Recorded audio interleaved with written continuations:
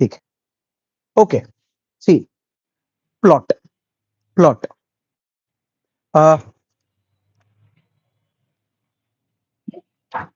1857 1857 के पहले की स्टोरी अपनी हो गई, सही है कि उसमें क्या किया नहीं किया, कैसे हुआ, रीजंस, रिवोल्ट एंड एवरीथिंग। अब हम 1858 पे मूव किए। तो 1858 पे जब मूव किए तो हम दो साइड से इस गाड़ी को चलाएंगे, एक है ब्रिटिश साइड और एक है इंडिया साइड, सही है।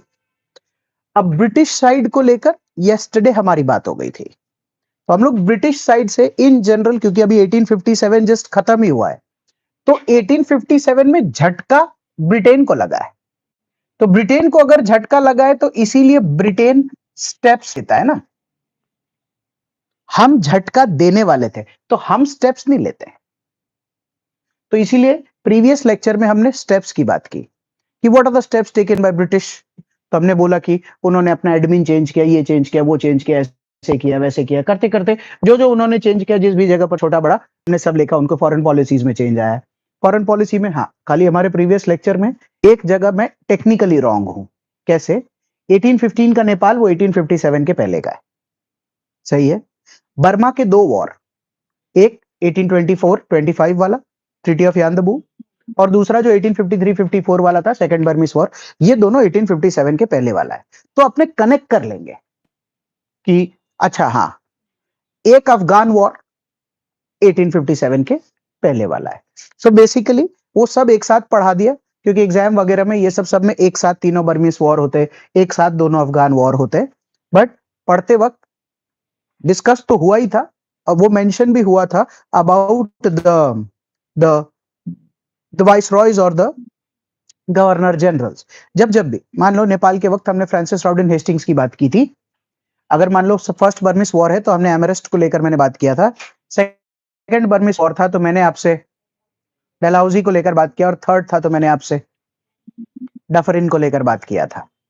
इसी केस में अगर फर्स्ट अफगान वॉर है तो वो तो कर चुका था मैं डिटेल में। सेकंड अफगान वॉर जब 1870 में था तो मैंने लिटन को लेकर आपसे बात किया था। इन लोगों को मैं आपके रोजमर्रे के जीवन का हिस्सा बना दूंगा, रोज रोज रोज रोज बात करते रहूंगा। तो जिस तरीके अपन ने पहले वो गवर्नर जनरल्स अपने हो गए थे कि हाँ समझ गया, हेस्टिंग्स आ रहा है, फिर कॉर्नवालिस है, फिर वेलेस्ली, तो धीरे धीरे करके ये वाले भी एकदम आराम से सेट हो जाएंगे, अपने को चैलेंज नहीं आएगा। खैर, तो कल ब्रिटिश के स्टेप्स के बाद आज मेरे को इंडिया की साइड मूव करना है। अब इंडिया की साइड में आ, एक ये वाला पार्ट है और एक growth of new India. Board पे कम जगह है तो इसके और भी एस्पेक्ट्स है, उसको लेकर हम बात करेंगे, but talking about the economic impact first. ऐसा है, 1857 तक की ही इकोनॉमिक स्थिति बहुत खराब है, बिकॉज अगर टाइमलाइन से देखें कि हमारे साथ क्या हो रहा है, बोर्ड पे देखना, ब्रिटिश की मैंने आपसे यहां पर लेता हूं, ब्रिटिश की मैंने आपसे 1857 के पहले की इकोनॉमिक पॉलिसी को लेकर काफी डिस्कशन किया है। उस डिस्कशन में हमने 1600 से लेकर 1757 तक वो लोग सिर्फ और सिर्फ एक ट्रेडिंग कंपनी हुआ करते थे, इसको लेकर भी अपनी बात हुई है। 1757 से लेकर 1857 तक जब ब्रिटिश में इंडस्ट्रियल रेवोल्यूशन आया, जब अमेरिकन रेवोल्यूशन आया, जब फ्रेंच रेवोल्यूशन आया, जब बैंकर्स को लेकर आए, जब वो लोग इन्वेस्टर्स को लेकर आए, उसके बाद वो लोग इंडिया में रेलवे लेकर आए, उसके बाद इंडिया में कहां कहां पैसा खर्च करने को लेकर आए, ऐसे करते करते हमारी बहुत सारी बात होके खत्म हो चुकी है already. By default India in 1857 is a poor country. There is no question as such. तो सवाल ये पैदा होता है, तो सर 1857 के बाद क्या? इच्छा मेरी ये है कि ये जितने भी एस्पेक्ट्स हैं, इतने ही एस्पेक्ट्स हैं इंडिया के 1857 के बाद इकोनॉमिक में, और एस्पेक्ट बचे ही नहीं है। आर्टिसंस एंड क्राफ्ट्समैन, हमने कहा हाँ भाई बताओ क्या हुआ तुमको, तो इन्होंने कहा आर्टिसन मतलब जो कलाकृति का काम करते, और क्राफ्ट्समैन वो जो किसी भी प्रकार का हैंडीक्राफ्ट बनाने से लेकर कोई भी ऐसा काम जो क्राफ्ट रिलेटेड हो। आर्ट और क्राफ्ट में क्या फर्क होता है? आर्ट इस बोर्ड पे बनाए पेंटिंग को भी बोल सकते हैं, पर क्राफ्ट तो हमेशा 3D होगा ना। तो इसीलिए अपने साथ तो अपने आर्टिसन भी गए और अपने क्राफ्ट्समैन भी गए। हमने इनसे पूछा कि तुम लोग रूइंड क्यों पाए जा रहे हो? तो इन्होंने कहा सर 3-4 कारण से हम रूइन हो चुके हैं पूरे गेम में। पहला, आपको वो वाला याद है sir, one way free trade कर रखा है 1813 के चार्टर एक्ट के थ्रू? मैंने कहा हाँ याद है। फिर आपको वो वाला याद है कि रॉ मटेरियल इधर से जाएगा तो वहां की इंडस्ट्री में वो पूरा बन के तैयार होगा और फिर क्या है कि लार्ज स्केल मैन्युफैक्चरिंग होगी, फिर वो इंडिया आएगा, इंडिया में इतना फास्ट जाएगा, हमको तो 10-10 दिन लग जाता है बनाने में, ऊपर से हम 10 रुपए में बनाते हैं, वो 1 ही रुपए में बनाते हैं। तो सर मेन लफड़ा तो हमारा कोई भी इकोनॉमिक एंगल में दो ही है, उनका कॉस्ट भी कम है, उनका प्रोडक्शन भी हाई है। और सर हमारे प्रोडक्शन में ऐसा है कि हमारा कॉस्ट बहुत हाई है और कंपैरेटिवली हमारा प्रोडक्शन बहुत लो है। तो सर हमारे ही देश में हमसे कंपटीशन में प्रोडक्ट्स उतार दिए हैं गेम में। तो मैंने इनसे पूछा कि तुमसे कंपटीशन में प्रोडक्ट क्यों उतार दिए? बोले सर एक्चुअली मार्केट की हायरार्की होती है, एक होता है महंगा मार्केट, एक होता है सस्ता मार्केट। तो कैसा है कि ब्रिटिश महंगा मार्केट तो कहीं पर भी बना सकता है, पर ब्रिटिश को अगर सस्ता मार्केट के लिए ज्यादा आबादी वाली जगह चाहिए तो इंडिया से अच्छी जगह कोई नहीं मिलेगी। और ये बहुत ऑब्वियस है इन करंट टाइम्स आल्सो। जैसे today the population of UK, England is probably 6 crore. In Gujarat, we are 6 crore people only. So if any company on this planet launches from UK, launches a product in India, which is a population of 140 crore, और हर किसी को अगर रुमाल launch करते हैं, हमारा गुजरात उतना खरीद लेगा जितना तो पूरा देश है तेरा। तो कंज्यूमरिज्म तो देता है ना हिंदुस्तान। तो अगर हिंदुस्तान कंज्यूमरिज्म देगा तो उसका सबसे बड़ा एडवांटेज तो कोई भी उठाने की कोशिश करेगा ना। और कंज्यूमरिज्म में एक होता है ऊपर वाला क्लास, तो अगर वो आईफोन मैन्युफैक्चर करता है तो हमारे 140 करोड़ आईफोन नहीं कर सकते, पर अगर रुमाल मैन्युफैक्चर करता है तो सारे के सारे ही ले सकते हैं ना। तो उस वाले सेगमेंट में जाने की कोशिश तो करेंगे जो रोजमर्रे के प्रोडक्ट है, उसमें सबसे ज्यादा जो बर्बाद होते हैं वो नीचे वाले ही होते हैं। जस्ट टेकिंग एन एग्जाम्पल, अभी एक ऑफ लेट एक डिबेट इस पे चल भी रहा है कि ज़ूडियो, यूस्टा, वेस्ट साइड,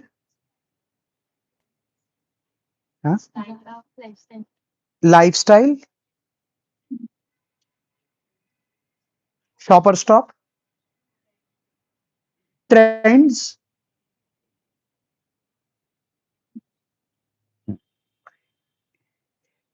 इनसे सबसे ज्यादा असर किस पे पड़ रहा है? They are brands, they are corporates. So इस पे सबसे ज्यादा असर किसको पड़ रहा है? रिटेल ओनर, तो ये भी तो रिटेल है, छोटे दुकानदार। छोटे दुकानदार कि जैसे पहले अपने को अगर आज से 10 साल पहले, आज का कोई भी सिचुएशन लेते हैं कि अगर ये नहीं होते और हमको 200-400 रुपए का अगर टी शर्ट या कुछ खरीदना होता था, तो घर के बाजू में कपड़े की दुकान हुआ करती थी। तो अपने क्या करते थे, उस कपड़े की दुकान में चले जाते थे, उधर भैया दिखाओ, ये वो करके आदमी 200-400 रुपए की कोई टी शर्ट वगैरह भी ले आता था। उसके साथ कुछ बोलता था, कोई हाफ पैंट है, कुछ बोलता भैया ये भी ले जाओ, वो भी करते कुराते आदमी ऐसे ही चलता था। अब अगर किसी को 200 रुपए की भी टी शर्ट खरीदनी हो, ज़ूडियो, वो इसीलिए क्योंकि अगर हम नहीं जा रहे तो हमारे साथ वाला हमको बोलता है, सुनना ज़ूडियो चलते ना, आराम सब मिलता है। तो जब सब मिलने लग गया है, ऑफर के साथ भी क्लब्ड होता है, थोड़ा शॉपिंग एक्सपीरियंस भी अच्छा रहता है, थोड़ा वैरायटी भी ज्यादा देखने के लिए मिलता है, कोई दिखाने वाला भी अवेलेबल होता है, तो उसी कॉस्ट में वो उस चीज को उतार पा रहे हैं। तो फिर लोकल वाला कैसे चलाएगा अपने स्टोर को? तो आर्टिसंस और क्राफ्ट्समैन का रूइनिंग तो होगा ना कहीं। बस बिल्कुल वैसा सिचुएशन है। उसके अलावा मैंने पूछा तुमको और क्या दिक्कत है, तो बोले सर कॉटन वीविंग और स्पिनिंग की तो बहुत बुरी हालत है। क्यों? तो बोले रॉ मटेरियल कॉटन तो ले जाते हैं, स्पिनिंग वीविंग तो वहां पर फैक्ट्रीज में इतना तगड़ा होकर आता है कि इंडिया में जो हम लोग चरखा चला के स्पिनिंग और वीविंग कर रहे हैं, वो तो कंपीट ही नहीं कर पाएगा किसी भी हाल में। रेलवेज ने तो जितने भी इंडस्ट्रीज थे उसको पूरी तरह अप्रूट कर दिया है। मैंने कहा रेलवे ने कैसे अप्रूट कर दिया? जब हमने रेलवे की बात की थी तो दो तरीके से बात की थी। जैसे जितने भी रॉ मटेरियल सप्लाइंग प्लेसेस है, उन सारे रॉ मटेरियल सप्लाइंग प्लेसेस से रेलवे की लाइन जोड़ो और पोर्ट वाली जगह पर लाकर खड़ा करो ताकि रॉ मटेरियल फटाफट पोर्ट की तरफ पहुंच जाए। और उसके अलावा जब ये माल बाहर से आएगा फिनिश्ड प्रोडक्ट, तो इस तरीके से जोड़ो ताकि वो मार्केट तक पहुंच जाए। अब इनके साथ दोनों केस में लफड़ा हो रहा है, ये लोग वो वाला रॉ मटेरियल इस्तेमाल करते हैं।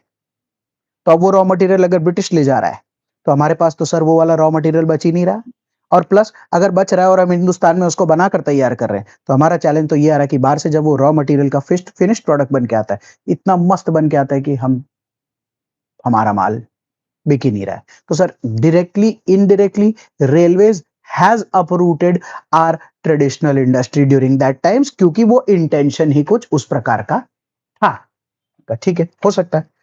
और हम लोगों को फोर्स किया जा रहा है सेल मार्केट प्राइस से नीचे बेचने के लिए। इंपोर्ट ड्यूटी ब्रिटेन बहुत लगाता है, हमारे पास कोई और एम्प्लॉयमेंट की जगह नहीं है। तो मैंने कहा क्यों, एम्प्लॉयमेंट की जगह है ना दो, कौन सी, एग्रीकल्चर और आर्मी। तो धीरे धीरे उधर की तरफ ही बढ़ना पड़ेगा। 1857 खत्म हो गया तो अब तो आर्मी भी नहीं बचा। 1857 तो खत्म हो गया तो अब तो आर्मी में जाना भी नहीं बचा। आर्मी में जाना इसलिए नहीं बचा क्योंकि ब्रिटेन ने तो प्रपोर्शन का सिस्टम बना दिया है, और अब आर्मी में लाने के लिए दुनिया भर का अंग्रेजी साइन करना पड़ेगा। अब कहां जाओगे, सिविल सर्विस, इतनी तो जगह सिविल सर्विसेज में ही नहीं है कि जा सके। मास नवरा होगा, तो जब मास नवरा होता है तो लीडर्स को बहुत अपॉर्चुनिटी होता है। किस चीज का, देखो सुनो मेरी बात, देखो मैं बताता हूं। नवरा है, दुकान जाने को है नहीं, सुनता है।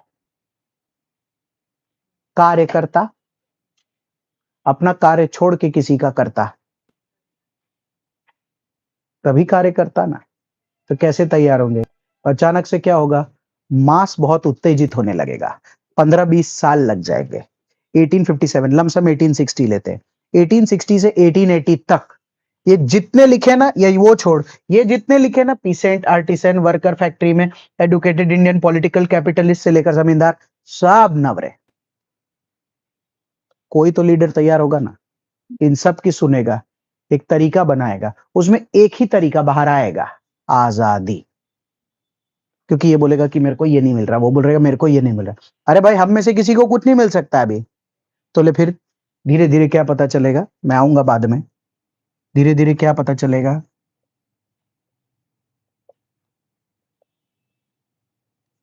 जाने अनजाने में सबका दुश्मन ब्रिटिश ही है। तो लगा एक काम करते हैं, फिर इसी को फेंक दे। तो अब लगता है कि हाँ थोड़ा मूवमेंट आ रहा है, अब रिवोल्ट नहीं होगा, अब क्या होगा, मूवमेंट।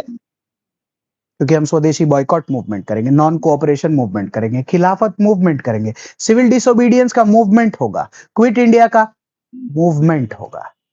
तो वो सब मूवमेंट्स हो गए, मुहिम, कि भाई चलो इस काम को अंजाम देते हैं। Okay, so no alternative employment, self sufficient rural economy भी खत्म हो गया है। और सबसे ज्यादा दुखद बात, ब्रिटिश इंडस्ट्रियलाइज हो रहा है और सेम प्रोपोर्शन से इंडिया डी इंडस्ट्रियलाइज हो रहा है। हमने कहा हम समझ गए तुम्हारी बात। फिर ये है पीसेंट्री। पीसेंट्री का सादा मतलब है फार्मर।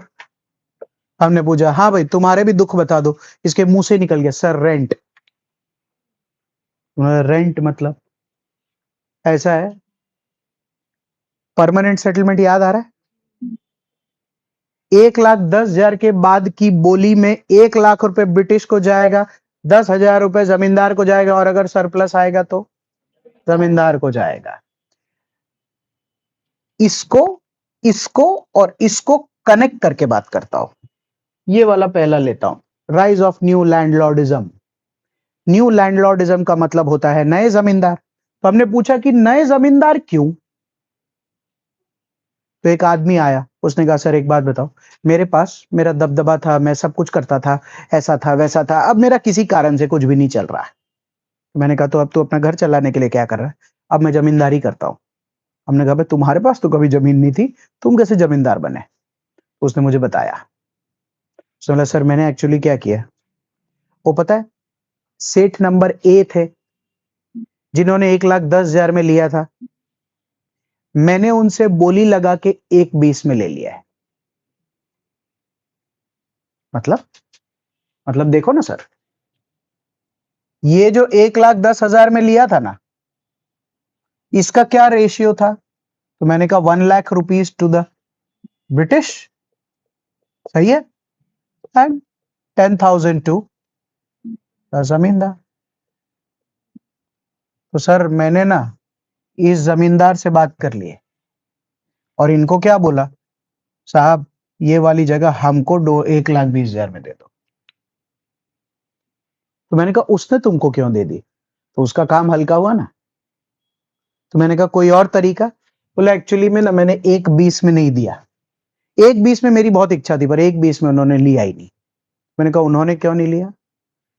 बोले वो बोले कि ब्रिटिश को पैसा देंगे हम, जमींदारी से हटेंगे हम, औहदा हमारा है, तो पूरे सौदे में हम 10 ही हजार कमाए, कुछ अच्छा दो। तो बोला अच्छा सर 1,25,30 में फाइनल करो।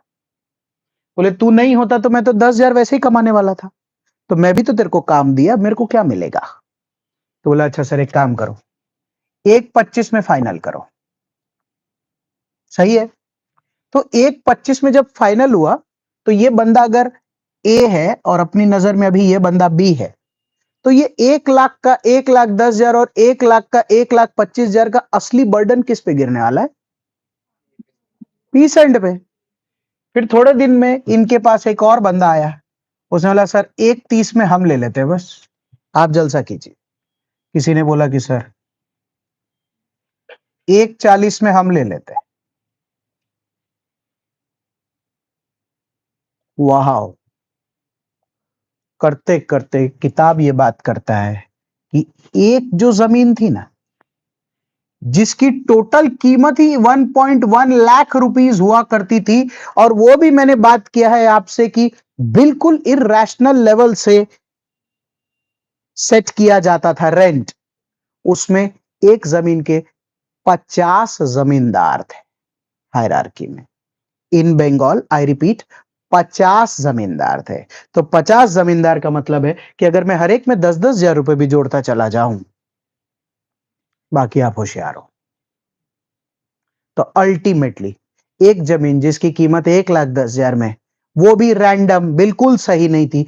एग्जाम्पल लेते कि होना तो 50,000 चाहिए था साहब, ये क्या डाल दिया है मैं। अगर नीचे 50 लोग आ गए और हर कोई 10-10 हजार बढ़ा के ले रहा है, 5 लाख रुपए ले लू एक बार चलेगा?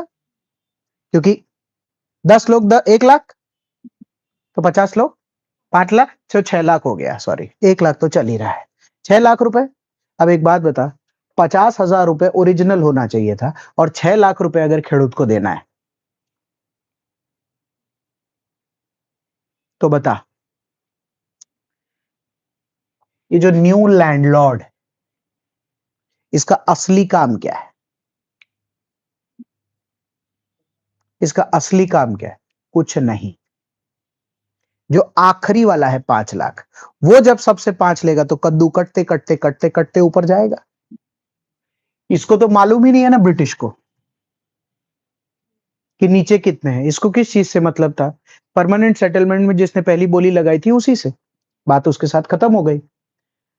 इंडिया में जो गरीब साइड था वो धीरे धीरे पूर्ण रूप से अनएम्प्लॉयड की तरफ जा रहा था। पीसेंट के पास काम नहीं, आर्टिसन के पास काम नहीं, वर्कर के पास काम नहीं। और जो अमीर साइड था उसमें पहला मैंने जमींदार को लेकर बात किया है कि कहने को ये अमीर और जमींदार गिनाया जा रहा था, बाकी काम तो इसके पास भी नहीं था। एंड सबसे वर्स, पूरा इकोनॉमिक लोड अगर किसी पे गिर रहा था तो वो पीसेंट्स ही थे। न्यू लैंडलॉर्डिज्म राइज हो गया। हमने न्यू लैंडलॉर्डिज्म वाले से पूछा कि भाई साहब ये कैसे हुआ, तो बोले सर वो रेवेन्यू सिस्टम है ना, उसको लेकर। क्यों इतने सारे इंटरमीडियरीज और सब इनफ्यूडेटरीज तैयार होके होने लगे? तो बोला हमारे पास कोई दूसरा सोर्स ऑफ एम्प्लॉयमेंट ही नहीं बच गया। तो हमने कहा तुम खेती क्यों नहीं किए? अरे सर हमारे बाप दादा कभी कोई खेती नहीं की, और प्लस हम अमीर साइड आते हैं ना, तो तुम ब्रिटिश आर्मी में क्यों नहीं? सर उसमें सैनिक होते हैं। मैंने कहा तो तुम एग्जैक्टली कौन हो? तो वो अमीर वाले इंडियन, जो इंडिया में लोग बोलेंगे जमींदार। तो सर हम एग्रीकल्चर और आर्मी वाला काम तो नहीं करेंगे ना। तो हमने कहा तो तुम फैक्ट्री एक्ट्री डालो। बाहुबली है सर, कैपिटलिस्ट नहीं। हमको उतना व्यापार करना नहीं आता है। तो हमने तो तुम बड़े आदमी कैसे हुए, डंके की नोट पे डंडा चला के आप बोलिए ना क्या काम कराना है मैं करा देता हूँ। मैं समझ गया कि जमींदार का जो पूरा का पूरा इमेज था वो ही धीरे धीरे धीरे धीरे चेंज होता जा रहा था, कि वो जमींदारी का मतलब ही कॉलर के साथ अटैचमेंट होता जा रहा था। तो ये नया वाला लैंडलॉर्डिज्म चालू हुआ। इनके साथ एक क्लेश क्या आया है अपनी लाइफ में, कि सपोज मैं ही वो रईस आदमी हूं और मेरे पास कोई काम नहीं था। मेरा दोस्त मेरे को मिला, उसने बोला आज से मैं जमींदार हूं भाई, मैंने 240 में ले लिया है। कहा तू भी जमींदार हो, मेरा 250 में फाइनल कर दे, मैं भी तेरे को दे दूंगा। ये तो अच्छा लगा। अब मेरा सवाल ये कि इसको क्लेश क्या है। एक डिफॉल्ट करेगा तो पूरा डिफॉल्ट करेगा। तो अगर एक डिफॉल्ट करेगा पूरा डिफॉल्ट करना, पर मेरी इच्छा बिल्कुल नहीं है कि मैं डिफॉल्ट करूं, तो मारे हूं करूं ऊपर से। मेरे को क्या करना पड़ेगा, जैसे डेट आ गई तो डेट के दिन मेरे को क्या बोला, हाँ कौशल भाई 240। मैं नीचे वाले को पूछा, हाँ भाई 250। उसने क्या बोला, नहीं है यार आया ही नहीं। मैंने उसको पकड़ा, उसने मेरे को पूरा बोतल खोल दिया और बोला एक्चुअली मैंने भी किसी को 260 में दे दी। थोड़ा पता किया तो पता चला 5 लाख चला गया है। मेरा तो कॉन्फिडेंस ही टूट गया कि मैंने मेरे को, क्योंकि मैं वो खेत देख के आया फिर जिसका मैं जमींदार हूं, तो मेरा कॉन्फिडेंस और टूट गया कि इस खेत में से बीच में 25 लोग बोल रहे हैं कि 5 लाख रुपया उठाना है। मेरे तो नहीं आ रहा, पर मेरे को कैसे भी करके मेरी इज्जत बचानी है। क्यों? क्योंकि गांव की नजर में मैं एक जमींदार। तो अब मैं क्या करूं? और मेरे को क्या बोला है, एक्चुअली सबसे ऊपर वाले को क्या बोल दिया है पता है कॉर्नवालिस ने, बेच दूंगा। तो ऊपर वाला नीचे वाले को क्या बोल रहा है, बेच दूंगा। नीचे और ऊपर तो सेम संकेत आ और जा रहे हैं ना। तो मैं सपोज कर के हूं, HIJ, जे वाले ने मुझे बोला नहीं दिया तो बेच दूंगा। मैं मन में सोच रहा हूं मेरा है ही नहीं, तो मैं क्या बेचूंगा। और गांव के नजर में तो मैं हूं ना। मनी लेंडर्स का एक सिस्टम चालू होगा ना। तो मैंने एक मनी लेंडर से पूछा, सुनिए ना हमारी जमींदारी पे इज्जत आ गई, इज्जत पे आ गई, थोड़ा बचा दीजिए, क्या करना होगा। एक बार 240 दे दीजिए, सही है ना। 240 में क्या करोगे, हमको उसमें क्या मिलेगा। तो या तो ब्याज पे पैसा दो या जमीन खरीद के दो। मैं मनी लेंडर को कभी भी जिंदगी में वो जमीन दे सकता हूं अभी। कहने को जमींदार हूं, वैसे तो दलाल हूं, क्योंकि मैंने ऊपर वाले से नहीं, मैं तो खाली बीच का 10,000 कट खा रहा था। मेरे पास तो कुछ नहीं है। तो अगर मैं जमीन नहीं दे सकता और कोई मुझे 2,40,000 या जो भी 2.5 लाख दे रहा है, तो उसके बदले में वो मुझसे क्या लेगा, ब्याज। Money lenders enter into the Indian zamindari system market. Who will become the real landlords in the time to come? The money lenders. India में लोग आवेश में गाली भी ऐसे ही देते हैं। साहूकार समझे हो, साहूकार ही मनी लेंडर होता है। ज्यादा साहूकारी मत दिखाओ, जो पैसा लगेगा दे, साहूकार मत बनो। कोई ज्यादा गर्मी दिखाता है तो उसको बोलते तुम्हारे बाप की जमींदारी है। ये गर्मी, ये ठंडी, ये जितनी भी चीजें आई है, ये सब शब्दों का प्रयोग उसी टाइम पीरियड से चलता है। मनी लेंडर बीच में आया, उसने मेरे को 2,40,000 रुपए दिए, मैंने ऊपर दे दिए। पता है मेरे को ज्यादा दुख क्या हो रहा है, वापस तो चुकाऊंगा कब वो नहीं। मुझे मालूम है, उसी दिन पता चला मुझे पहली बार कि ये भी 240 में मैंने ज्यादा मिली थी। मेरे पहले 22 लोग थे, अगर मैं थोड़ा पहले आ जाता तो मुझे 1:30 में भी मिल सकती थी। क्योंकि मैं के हूं तो मैं डी वाले को भी जानता हूं। एक दिन जब भांडा फूटा तो पूरा पता किया ना मैंने। तो मैंने जैसे ही 240 दिए, मेरे ब्याज पे लिए हुए पैसों को सुनना, जिसको मैंने 240 पे दिया उसने उसी बंडल में से 10,000 अपने जेब में डाल के 230 आगे दे दिया और मेरा ब्याज लगने लगा है। तुम समझे? वो जो उसकी जेब में गया ना, उसका ब्याज मैं भरूंगा, सिर्फ इसीलिए क्योंकि मैं लाइन में थोड़ा नीचे का एंट्रेंट हूं। बराबर है। अब मुझे ये बताओ मैं पैसा कैसे निकालूंगा, क्योंकि मेरा तो ब्याज लग रहा है। नीचे वालों को कल से कोड़ा मारना शुरू, क्योंकि आज तो मैंने इज्जत बचा ली। इज्जत हमेशा ऊपर वाले के सामने बचती है और आक्रोश नीचे वाले के सामने निकलता है। तो अभी इज्जत बचाने का टाइम था, तो मैंने साहूकार से लेकर कर दिया, मतलब ब्याज चालू कर दो, कोई दिक्कत नहीं। मैं गया अगले दिन नीचे, पकड़ा मारना शुरू। Farmer, agriculture. आखिर मैं कोड़ा मारूंगा नीचे वाले जमींदार को, तो कहां कोड़ा मारेगा? आखिरी आखिरी कोड़ा किसको पड़ेगा? फार्मर। क्या बोल के? तुमको बोले थे ना 5 लाख देने, कब दोगे? फार्मर 5 लाख, टोटल जमीन 50,000 की। अगर इसी में से 5 लाख का उत्पादन निकलता तो मैं खेडूत बन के क्या कर रहा हूं, मैं भी जमींदार होता। हमको उस सबसे कोई लेना देना है, हमको आउटपुट चाहिए। उसने क्या बोला, ठीक है मैं आपको 5 लाख देता हूं। सुनना ध्यान से, उसका उस साल 10 लाख का कॉटन का उत्पादन हुआ था। ऑन पेपर उसने मेरे को बोला कि सर ठीक है डन करो, 5 लाख मैं आपको दे दूंगा। सही में आप लोग जो बोली लगाए मेरे को उसमें इंटरफेयर नहीं करना है। आप अलग जमींदार है, कोई न्यू लैंडलॉर्ड है। I don't want to enter the economic hierarchy, I will pay you 5 lakh. 10 lakh में माल बेचने गया, ब्रिटिश बिना पेमेंट किए माल ले लिया, क्योंकि तुम ये बात तो भूल ही गए। तो ब्रिटिश ने वो 10 लाख का माल लिया, उसने बोला साहब पैसा काहे का पैसा। मतलब इकोनॉमिक इंपैक्ट समझ आ रहा है? उसने बोला भी कि सर कुछ पैसे तो दे दो, तो उसको 1 लाख दे दिए कि अगले साल अच्छा बीज लेके आना, पूरी मेहनत करना, एक भी आदमी कम नहीं होना चाहिए और पूरा आउटपुट आना चाहिए, खेत एकदम टनाटन रखना। ये ले लाख रुपए रख ले। कमाने के लिए नहीं दिया वो 1 लाख।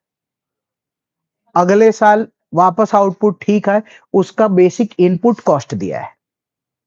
ऐसे में वो आदमी जब 1 लाख ले जाएगा तो क्या करेगा?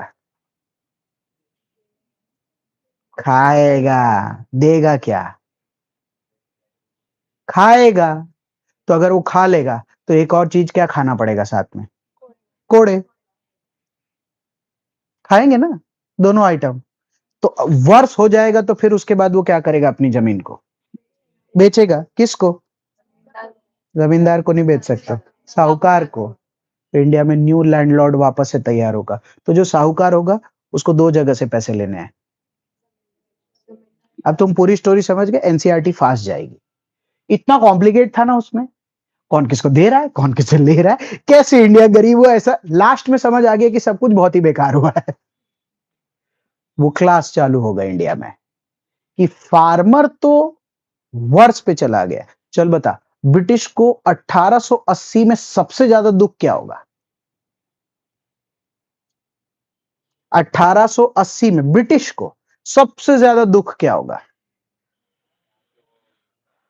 1,10,000 ले रहे हैं, तो 5 लाख ले सकते हैं। नहीं, ये दुख तो जल्दी, ये बोल रहे हैं कि 1,10,000 ले रहे हैं, 5 लाख ले सकते थे 1880 में। नहीं, वो तो जल्दी पता चल गया ना। अपनी बात हुई थी अगर याद हो तो, कि 1793 में जब कॉर्नवालिस साहब ये लेकर आए थे, तो 1807 1815 15 ऑड इयर्स में हर land 50% of the land in India was mortgaged और सोल्ड। तो जल्दी पता चल गया था। इतना तो ब्रिटेन आंख बंद करके जी ही नहीं रहा था जितना इंडिया वाले इंडिया में जी रहे थे। वो तो रात को भी जग जग के देख रहे थे कि कहां से खींच सकते हैं। फिर भी 1880 में ब्रिटेन को सबसे टेक्निकल प्रॉब्लम क्या हो जाएगी? जमींदार और मनी लेंडर का क्लास थोड़ा ऊपर आ जाएगा। That's not British problem. Out, thank you. Output ही नहीं होगा, जीरो एग्रीकल्चर हो जाएगा। क्यों? वो 1 लाख तो खा गया ना वो। उसके भी घर में शादी विवाह है, बीमार भी पड़ा है, पढ़ाना भी है, कपड़ा भी चाहिए। तो जब 1880 में ये बात होगी कि वेयर द कॉटन, कि जमीन पड़ी है कॉटन, यही ले ले और खुद खेती कर। आप ब्रिटिश को 2 नुकसान होंगे 1880 1890 आते आते। पहला है कॉटन और दूसरा, हाँ, रेवेन्यू कहां से आएगा? रेवेन्यू तो हमेशा कट का पार्ट होगा ना। जैसे इट्स लाइक इनकम टैक्स। आज के दिन में कोई 5 से 8 लाख रुपए, अगर जो भी अभी स्लैब है 7 लाख तक का, अगर आपकी उतनी आवक है तो 1 भी रुपया इनकम टैक्स नहीं है। 10 लाख की आवक है तो अकॉर्डिंगली इनकम टैक्स है, 20 लाख की आवक है अकॉर्डिंगली इनकम टैक्स है। तो income tax is basically revenue that be paid to the current government. पूरा हिंदुस्तान अगर 5 ही लाख कमाए तो रेवेन्यू ही नहीं जाएगा गवर्नमेंट को। तो जब रेवेन्यू ही नहीं जाएगा गवर्नमेंट के, तो उनके पास भी तो सिविल सर्वेंट से लेकर इतने सारे लोग हैं ना खिलाने पिलाने के लिए। तो इंडिया में लेकिन सारे लोग 5 लाख तक का पहुंच जाएंगे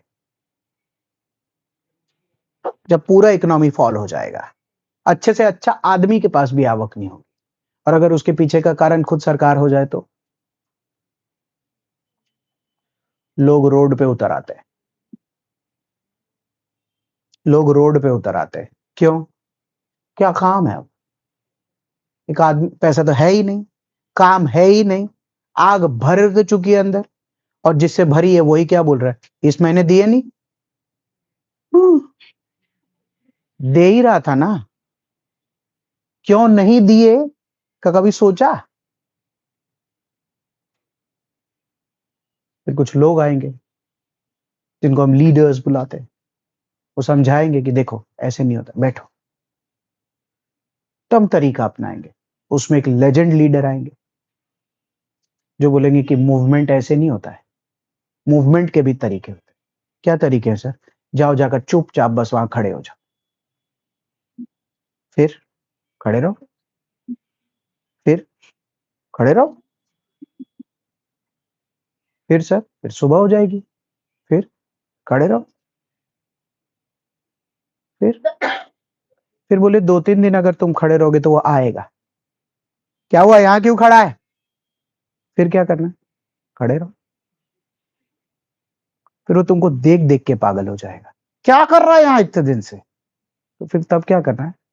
खड़े रहो। फिर वो तुमसे पूछेगा, ओ भाई क्या हुआ, क्या चाहिए? तब उसका दिल धीरे धीरे भरेगा कि जो भी इसको चाहिए भाई इससे पूछो यार, इसको दो।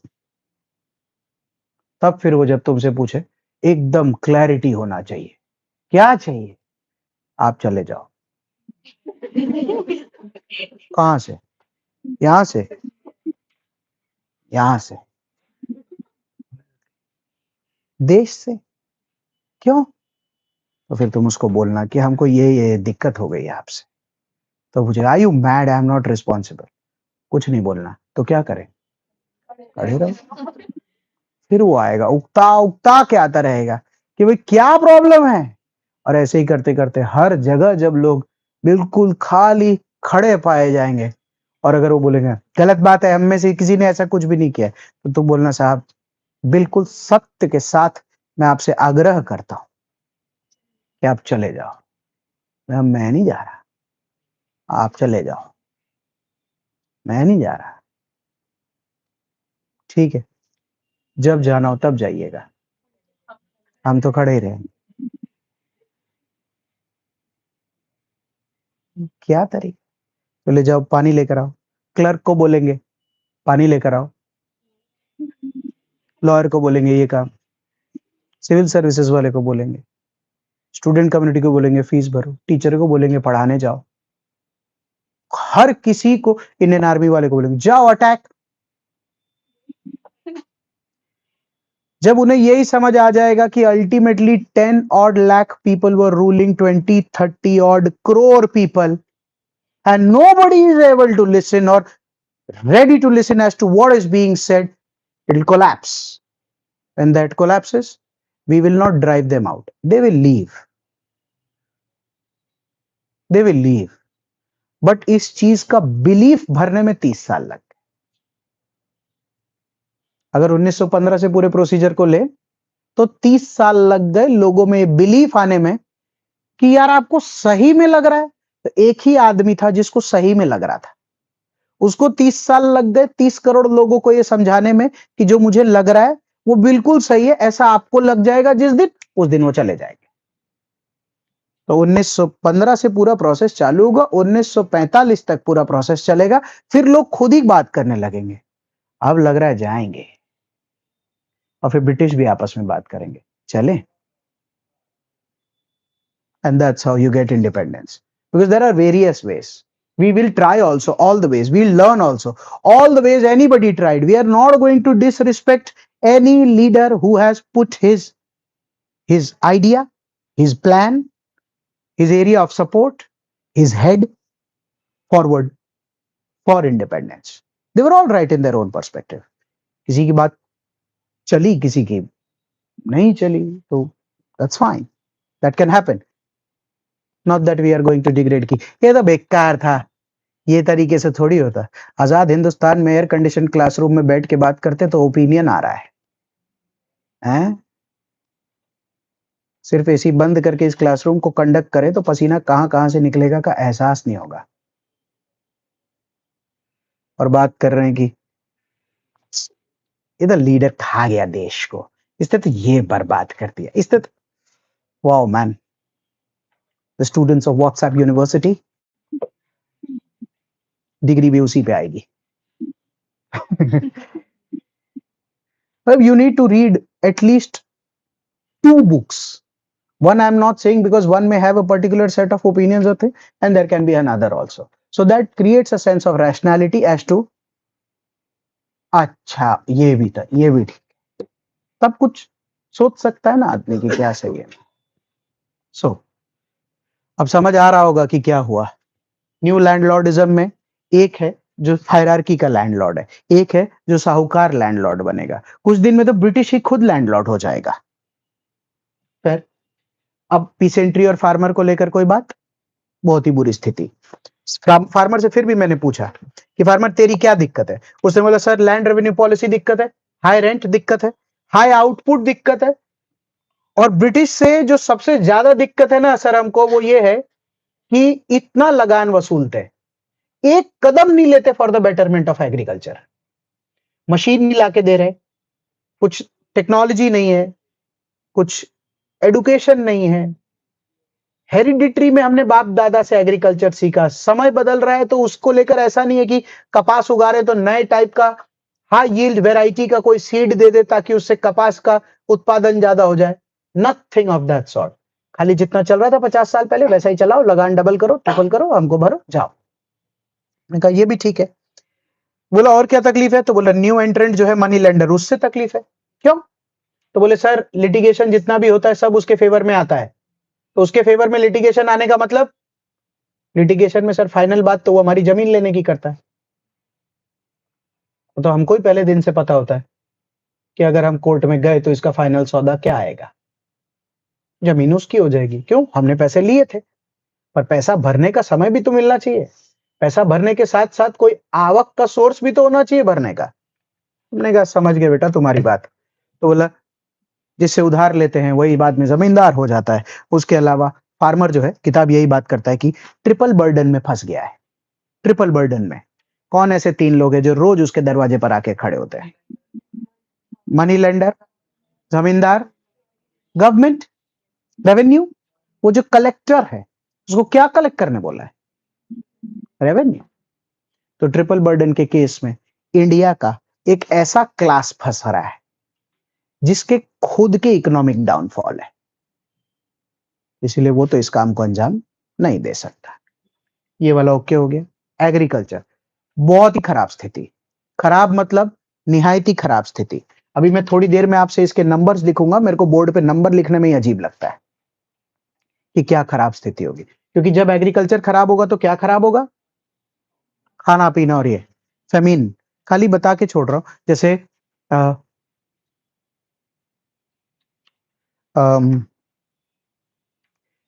92-93 बॉम्बे ब्लास्ट में कितने लोग मरे थे?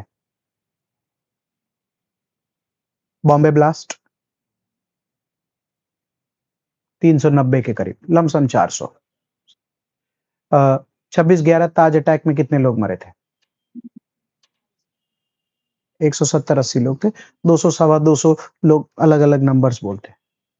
कहने का तात्पर्य क्या है कि अगर कहीं 200 लोग मर जाए या कहीं 400 लोग मर जाते तो हिल जाता है पूरा।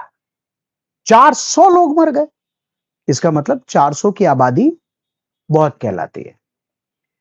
एक शादी में एक मिडिल क्लास फैमिली, लड़का और लड़की दोनों साइड से कितने लोगों को जुटाते हैं?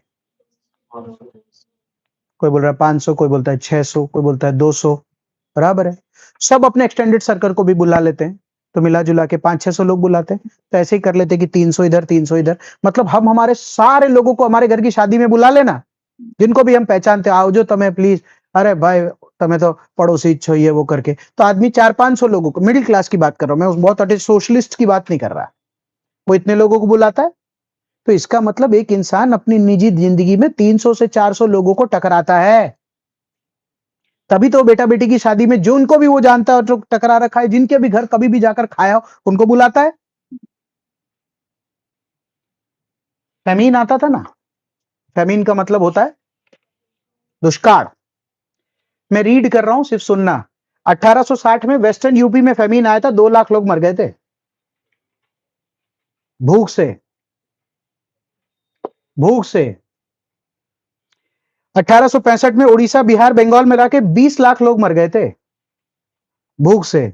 1868 western UP Punjab and Bombay 14 lakh. Western UP में 1876 पंजाब मद्रास मैसूर 8 लाख। 1896 45 लाख।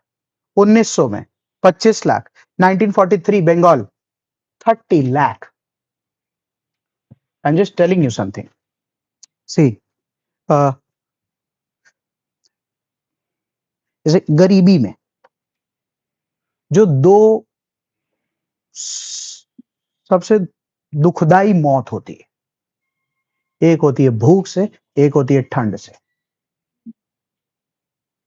ठंड से, भूख से इसीलिए होती है कि एक इंसान अगर बहुत भूख लगी है, आज हम लोग लेक्चर में बैठे, हम लोग लंच वगैरह करके आए, फिर डिनर के लिए हम जाएंगे घर, तो हमारा डिनर अगर स्किप हो जाता है, तो डिनर स्किप हो जाने के बाद हमको हमारा वर्स्ट भूख रात को 12 बजे लग सकता है।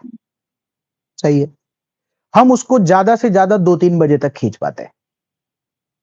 फिर उसके बाद हमारा बायोलॉजिकल सेंसेस और बॉडी क्या काम करने लगता है, कुछ भी मिल जाए तो खा लेता है, पानी पीने लगता है, किसी को कुछ भी करने लगता है, कहीं पे भी कुछ देखता है, मान ले ब्रेड का टुकड़ा ही नीचे गर्म मिला और अपने को पता चले कि बिल्कुल भी नहीं है, तो अपने उसको खा लेंगे। कोई हो जाएगा, जैसे मूवीज में देखा है या कभी पहले हुआ करता था, तो कोई जानवर अगर पड़ा होता है, मीट पड़ा होता है कच्चा, वो खा लेता है। आदमी कुछ भी करता है, बट वो पेट की जो भूख होती है उसको कैसे भी मारने की कोशिश करता है। अगर 20 लाख लोग एक साथ मर रहे हैं ना भूख से, तो तुम सोच के देख लो कि कितना कम अनाज अवेलेबल होगा, कि आदमी भूख से तड़पता रह गया। और भूख से जब भी कोई तड़पेगा तो वो चिल्लाएगा ना, किसी को बोलेगा ना। तो कैसा होता है कि अगर हाथ कट गया है, कोई चीज हो गया, यहां नस कट गई है और मेरे से खून गिर रहा है, मैं चिल्ला रहा हूं तुमको, ले कुछ करो कुछ करो कुछ करो, तो कैसा हो जाता है कि there is a possibility that you are not a doctor, you don't know what is happening, and because of your less knowledge I may die. फिर तो जब खत्म हो जाएगा तब आप बोलोगे कि यार मैं कुछ कर सकता था पर मेरे को पता ही नहीं था। मैं बोलो छाती में बहुत दुख रहा है, बहुत दुख रहा है, हाँ सर मैं कुछ करता हूं, तुमने कोशिश कोशिश की, ये वो पंप किया, पर आपका नॉलेज का लैग था, तो हम आदमी नहीं बचा पाए। तो दुख होगा, पर उसके पीछे क्या रीजन होगा? नॉलेज का लैग। जब अगर कोई आपसे खाना मांग रहा, आप उसको खाना ही नहीं दे पाए, कौन सा नॉलेज है जिसका लैग है? तो फिर किस चीज का लैग है? रिसोर्स का। कि कोशिश तो कर ही रहे होंगे ना लोग एक दूसरे को, जब कोई बोल रहा होगा बहुत भूख लगी है यार, बहुत भूख लगी है, आधा रोटी दे दे। और भूख जब बहुत ज्यादा लगती है, तो आदमी अगर आधा या एक रोटी भी एक बार पेट में डाल देता है, तो उसका मन एक बार के लिए शांत हो जाता है। आधा या एक रोटी पेट में डालने के बाद अगर वो 2 गिलास पानी पी ले, एक बार उसको लगा कि ठीक है, the biological metabolism will start. That's the condition that India was in. 40 lakh, 50 lakh people at one go, just because situation बराबर नहीं बैठ रही थी। बराबर है। और आज के दिन में हम 300-400 लोगों की जब बात कर रहे हैं, 500 लोग या 1000 लोगों की बात कर रहे हैं दोस्त, तब आज के दिन में अगर मैं बॉम्बे ब्लास्ट को लेकर बात करूं, 1992-93 को लेकर बात करूं, या फिर 2006 मुंबई अटैक्स को लेकर बात करूं, तब तो इंडिया की आबादी 120-130 करोड़ थी। तो 130 करोड़ में 300-400 लोग, तो वो इतना बड़ा नेशनल इवेंट है। सही है। और 30 करोड़ में 30 करोड़ में 30 लाख। अब तो 4 गुना, तो फिर आज का टाइम होता तो कितने लोग?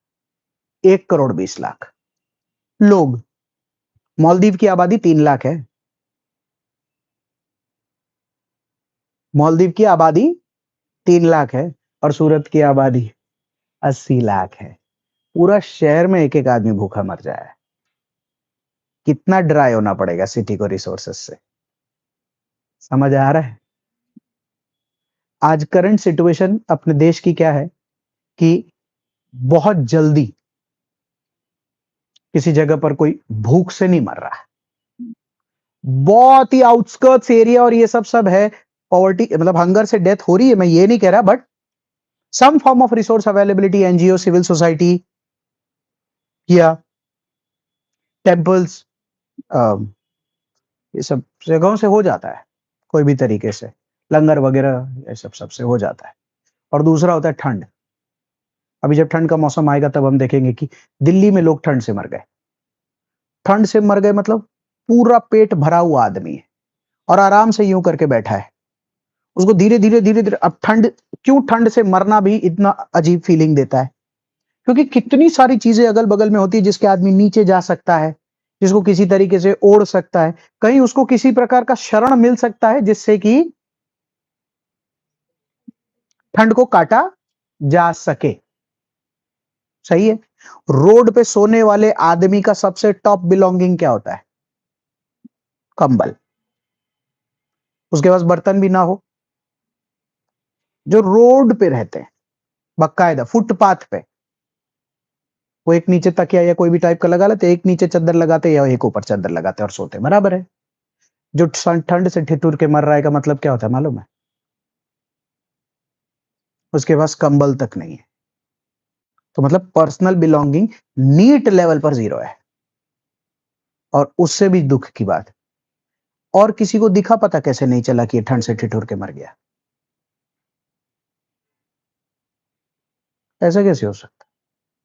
तो दूसरा वाला पार्ट भी, मतलब इसको हम लोग बोलते हैं हमारी भाषा में एडमिनिस्ट्रेटिव लॉज, कि प्रशासनिक तौर पर, मैं ये नहीं कह रहा कि गलती प्रशासन की है, पर ऐसे में लोग बात करते कि अगर ऐसा कुछ हो जाए, क्योंकि उनका कोई फैमिली नहीं है, उनके कोई अपने नहीं है, उनके मर जाने की प्रशासन के अलावा की कोई ऑन पेपर जिम्मेदार नहीं है।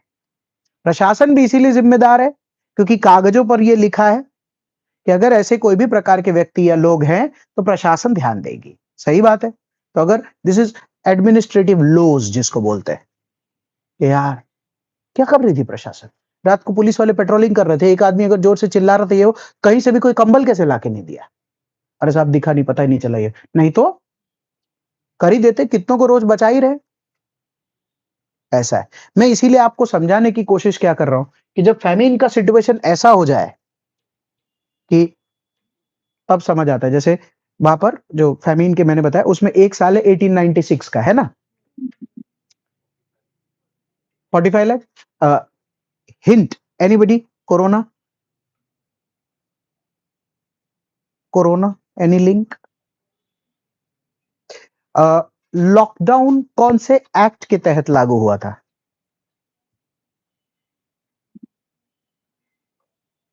Lockdown, okay, it was through epidemic disease act 1897। Epidemic disease act 1897। तो अब पढ़ाना है बाकी है।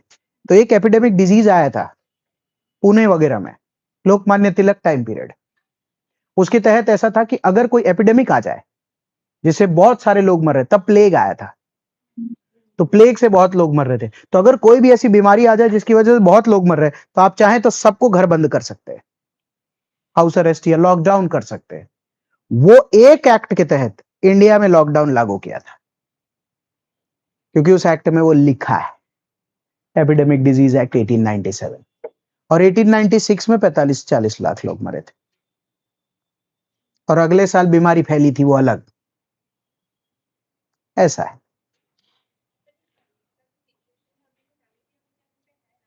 वर्ल्ड में बहुत सारी जगह पर अब फैमिन का सिचुएशन है। इंडिया में भी विदर्भ में है फैमिन का सिचुएशन। उसकी कोई दिक्कत नहीं, बट रिसोर्सेस के थ्रू ये दर्द नहीं है, क्योंकि ये अब एंथ्रोपोजेनिक भी है, ये अब ज्योग्राफिकल कारण से भी हो जाता है। किसी जगह बरसात ज्यादा, बरसात कम, सॉइल अच्छा, सॉइल बुरा। ये जो इसके साथ ये अटैच्ड है ना, ये ज्यादा दुखदाई है। बट कहीं सूखा आ गया, करेंगे कुछ, जो होना है वो होगा अब। पर डेथ, डेथ, हाँ वो होता ही है। जब रिसोर्सेज नहीं होते तो लोग मिट्टी खाते, इधर उधर खाते। ड्राई एरियाज में तो लोग चलते फिरते स्कॉर्पियन वगैरह खा लेते। तो क्या करेंगे? पर कोई और, मतलब दैट्स व्हाट आई सेड कि हंगर के तो बहुत सारे पर्सपेक्टिव है ना। आज हम लोग हिंदुस्तान में रहते हैं तो हमको तो मालूम है कि भिखारी डस्टबिन से लेकर उठाकर ही कुछ खा लेते हैं। तो वो किस लिए खाते हैं, किस कारण से खाते हैं? भूख से नहीं मर जाए इस वजह से खाते हैं। आज अपने साथ ही कैसा हो जाता है, भूख लगी होती है तो अपने कुछ नहीं सुनाई देता है, चिल्ला पड़ते जो भी सामने होता है। You guys have the privilege of having parents, तो उसमें and so do I obviously. तो उस केस में अपने साथ हो जाता है कि पहली चिल्लावट उधर ही जाती है, खाना चाहिए अभी। तो फिर वो पहले सामने आता है, वो पेट में जाता है, फिर बात हाँ हवे हूँ है। तब तो उनको बोलने को कुछ होता ही नहीं है तब तक सब शांत हो गया होता है। So coming back to our topic again, agriculture की स्थिति बताने की जरूरत नहीं है। स्टैग्नेशन आ गया, डिटीरियोरेशन आ गया, बहुत ओवर क्राउडिंग हो चुका है, लैंड बहुत टूट चुका है, फ्रैगमेंटेशन हो गया है, सब फ्रैगमेंटेशन हो गया, कोई रिसोर्स अवेलेबल नहीं है। इतना रेंट ले जा चुके हैं कि पता नहीं चलता है। प्रॉपर्टी, लैंड अब प्रॉपर्टी नहीं रही खुद की। बंद कर दो, फायदा होगा, फायदा ही फायदा है। लैंड, हाँ हाँ, कंबल नहीं है अभी अपने पास। हाँ, but land is not a property any more.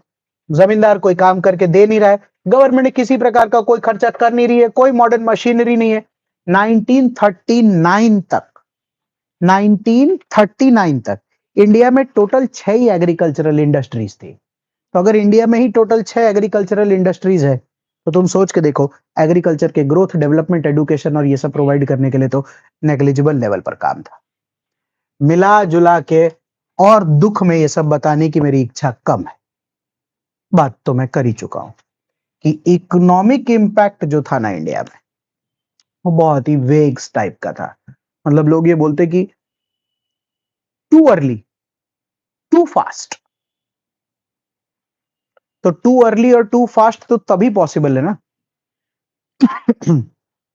जब टू फास्ट हो जाए process, brain drain, wealth drain का, फटाफट फटाफट कितने जहाज भर रहे होंगे, तभी ये पॉसिबल है। क्योंकि ऐसे, मतलब इसको कैसे देखेंगे,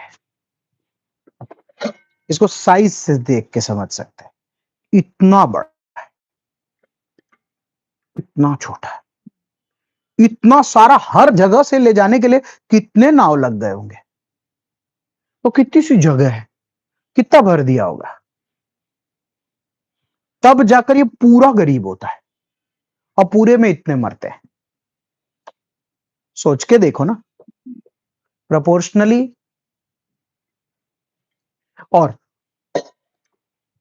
हर एक ग्राम कपास खपा गया, मतलब every cotton that was taken was all industries में स्टिल। सोच के देखो ना, क्या इंडस्ट्रियलाइजेशन हुआ होगा। हर दूसरा आदमी फैक्ट्री खोल दिया होगा, तभी खपेगा ना। आज अपने साथ हो जाए कि मैं इस क्लासरूम के लिए खाना मंगाऊं और मैं बोल दूं कि हाँ भाई 100 पिज्जा लेकर आना, और अगर सबके सब पिज्जा खत्म हो जाए, तो या तो जेब में भरा है, या बैग में भरा है, या पेट में भरा है,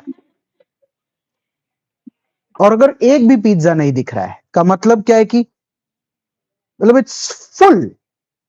तो जब प्रोपोर्शन से ज्यादा ले जाओ और तब भी ना दिख रहा हो, तो कितना भर गया होगा उधर, और उतना ही रेशियो वाइज कितना खाली हो गया होगा इधर, both at the same time obviously. So that was the whole economic impact at that point of time. फिर इसके बाद मुझे एक अच्छी बात पे मूव करना है, जिसको बोलते हैं ग्रोथ ऑफ न्यू इंडिया, जिसका बेसिक मतलब है कि सर तो फिर हुआ क्या एग्जैक्टली exactly? सुनते हैं। What is this new India that is being talked about?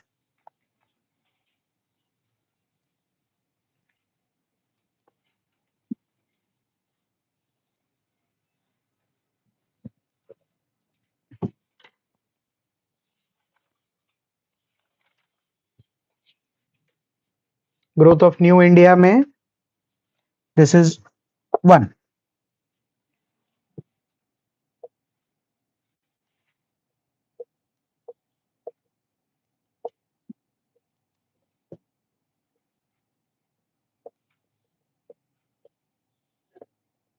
This is 2.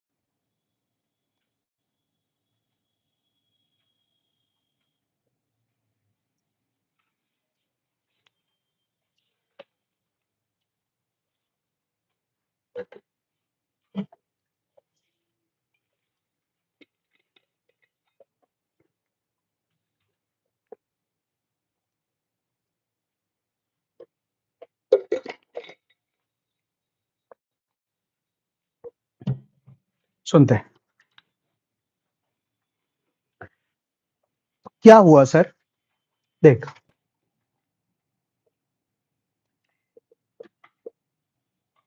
इस टाइम पीरियड में तो वैसे मेरे को भूटान को भी इंडिया में रखना चाहिए. भूटान, बर्मा. क्या हुआ सर? यार ये 6 चीजें हुई इंडिया के साथ. पहला,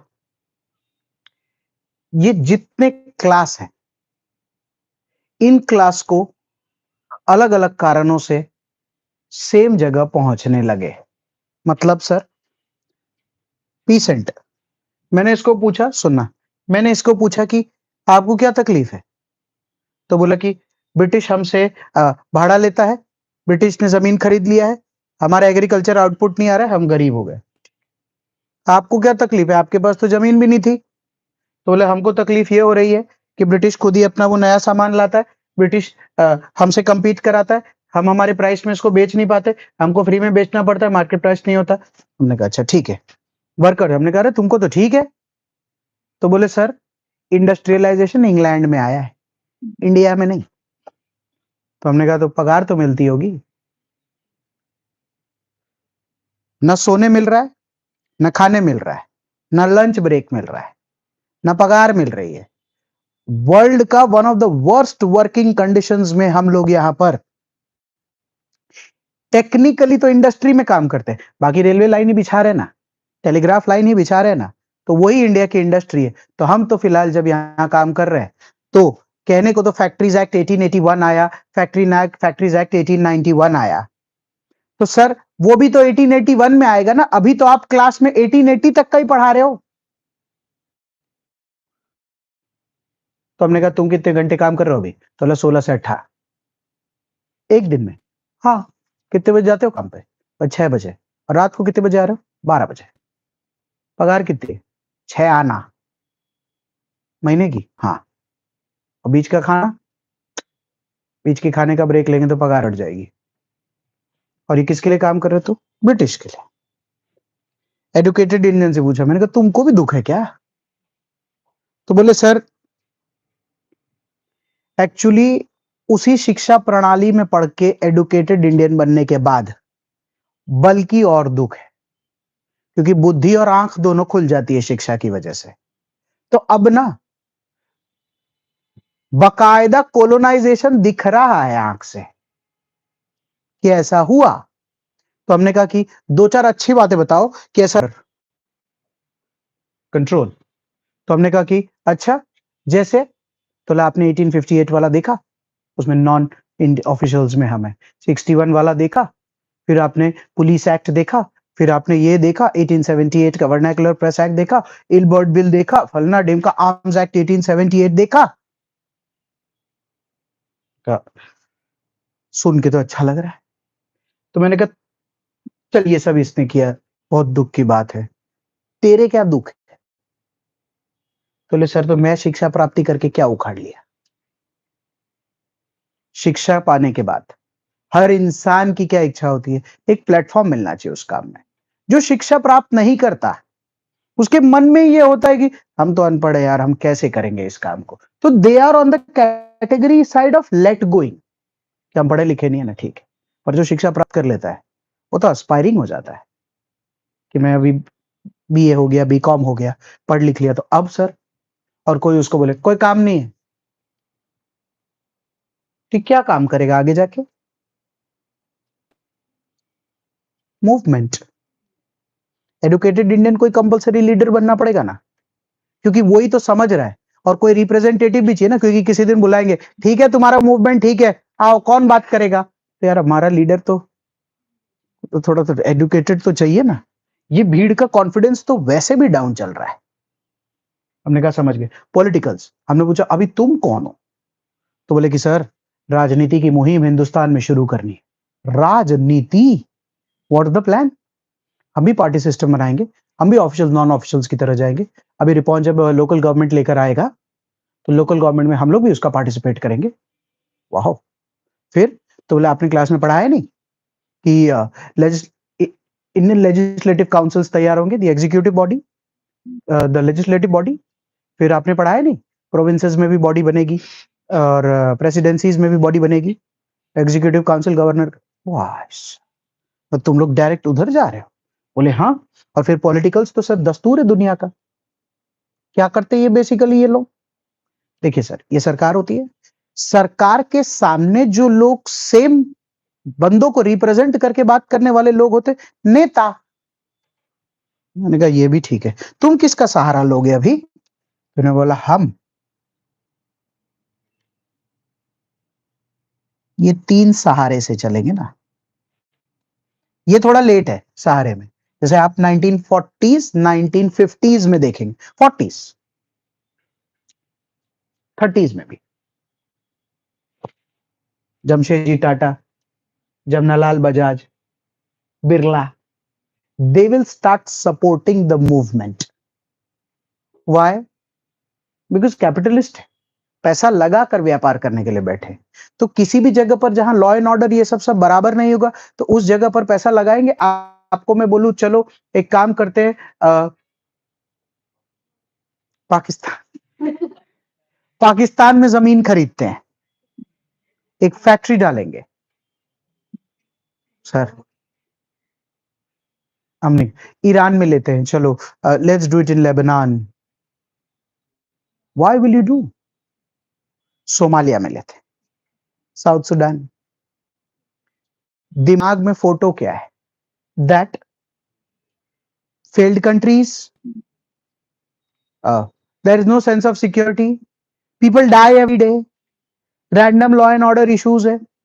कौन उधर काम व्यापार करना चाहेगा? और उसी जगह आज सोमालिया में कोई भी ऐसा आदमी है जिसके पास 100 करोड़ रुपए है, आज उसको क्या तनाव है कि उसके पास 100 करोड़ है? उसका वही तनाव है ना। इंडिया में क्या तनाव है? 100 करोड़ नहीं है। तो कैपिटलिस्ट को हमेशा ऐसा होगा ना कि मेरा कैपिटल सिक्योर्ड फॉर्म में भी होना चाहिए, एक, इसीलिए हम दुनिया में बैंक का यूज करते, और मेरा कैपिटल ग्रो करना चाहिए। इंडिया में कहां स्पेस है? कुछ दिन में कैपिटलिस्ट कोई बोल देंगे रहने का 50% लगेगा इंडिया में, 100 करोड़ में से 50 करोड़ जमा हो गया, फिर खेल खत्म। Just saying. तो इनको भी अपने टाइप की दिक्कत है। अच्छा क्या लगा? पहली बार इंडिया में होगा by the way guys, 1860s में ये सारे एक दूसरे से बात करने लगेंगे। नहीं तो जो हमारे देश का हायरार्की है, आज भी ऐसी बात होती है, चाहे वो अमीर गरीब के बीच में हो, औरत मर्द के बीच में हो। जैसे इंडिया में आज ये सारी डिस्पैरिटीज आज भी एग्जिस्ट तो करती है ना। हर अमीर आदमी हर गरीब आदमी से बात नहीं कर रहा है। कौन है, मतलब सबसे ऊंची बिल्डिंग का जो आदमी यहाँ सूरत में रहता होगा, मान लो उनके बिल्डिंग का जो वॉचमैन होगा, उससे उसका क्या इंटरेक्शन है? वो तो जाते वक्त भी इस बात का ध्यान नहीं आता होगा कि इधर वॉचमैन खड़ा है, और वॉचमैन का पूरा ध्यान उन पे होता होगा। कोई भी आदमी अगर वॉचमैन को और सब ठीक, आधा वो इसी बात से हो जाएगा कि आज सेठ हमको कैसे पूछ लिए। तो इंटरेक्शन तो आज भी कम है, तो में तो होना बहुत ही कम था। सेम टाइम पीरियड में जैसे जेंडर को लेकर भी बात करें, तो उसके भी इंटरेक्शंस कम है हिंदुस्तान में। तो अपने देश में तो कास्ट इंटरेक्शंस कम है, जेंडर इंटरेक्शंस कम है, इकोनॉमिक इंटरेक्शंस कम है। ये तो सारे वैरायटी है, और ये सारे अगर इंटरेक्ट करने लग जाए, थोड़ा तो यूनिक फीलिंग आएगा कि कैपिटलिस्ट अगर यहाँ पर पीसेंट और आर्टिसन के साथ बैठकर बोलेगी क्या दिक्कत हो रहा है, तो बोलेगी साहब पैसा नहीं है, और वो पूछेगी आपको, ले यार पैसा नहीं है, क्या बात कर रहे हैं, आपके पास भी नहीं है, क्या दिक्कत हो गई, तो बोले हमारा तो सब ब्रिटिश लेगा और आपका ब्रिटिश लेगा, सेम दुश्मन। That's the most unique aspect of the growth of New India. Britain, अनजाने में, not even realizing that India is uniting just because of the British policies. Just because of the British policies. Because जाने अनजाने में the British policies is treating all Indians on a similar scale, if not same. Everybody is facing the same problem, similar problem.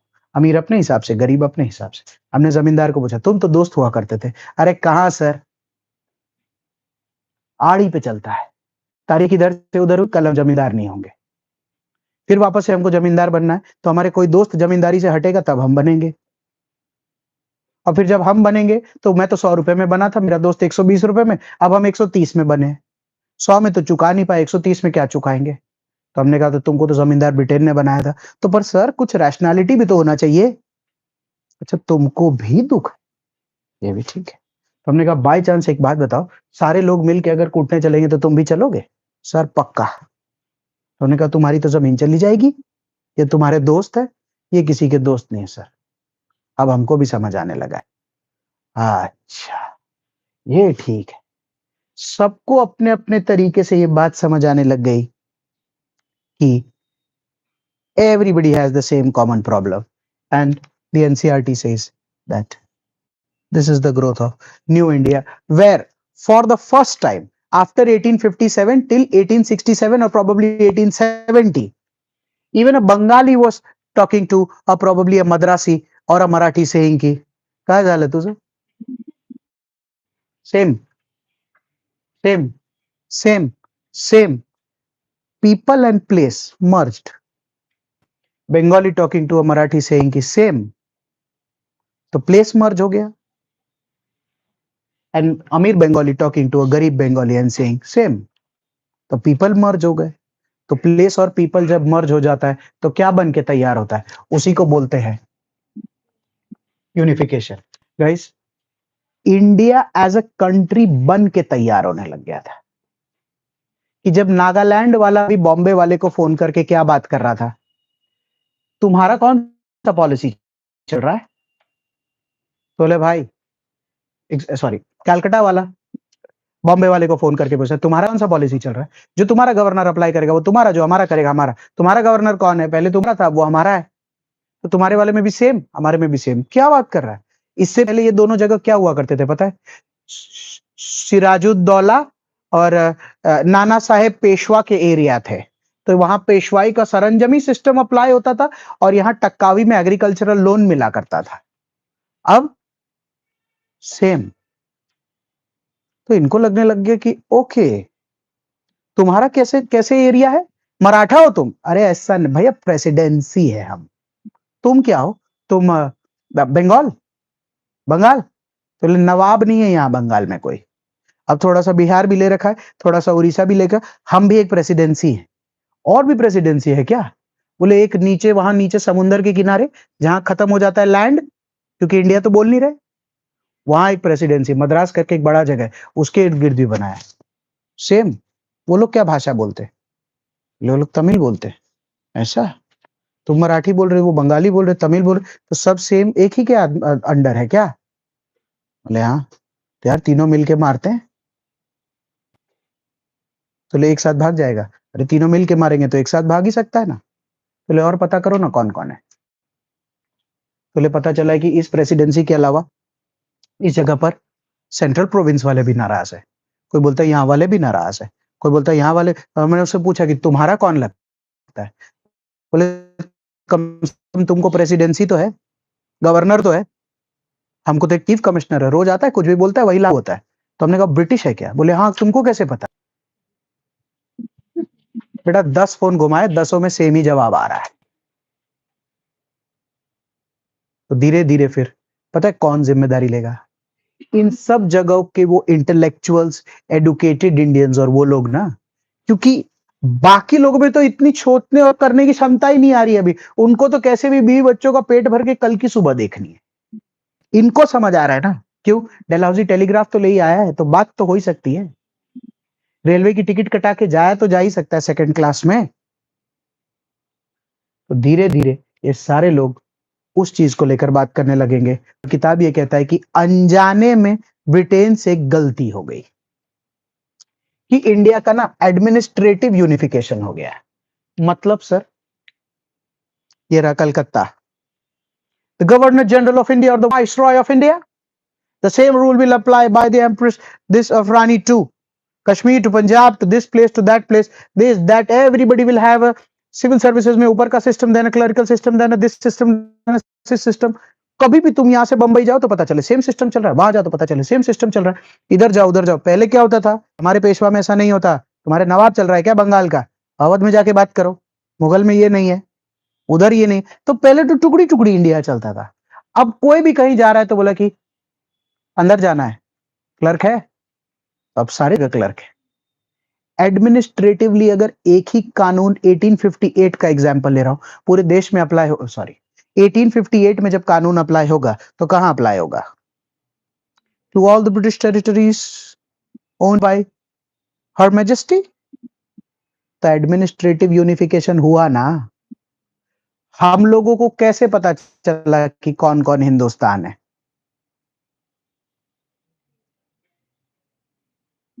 जिस जिस पे कानून उस वक्त लागू हो रहा था वो सब हिंदुस्तान है।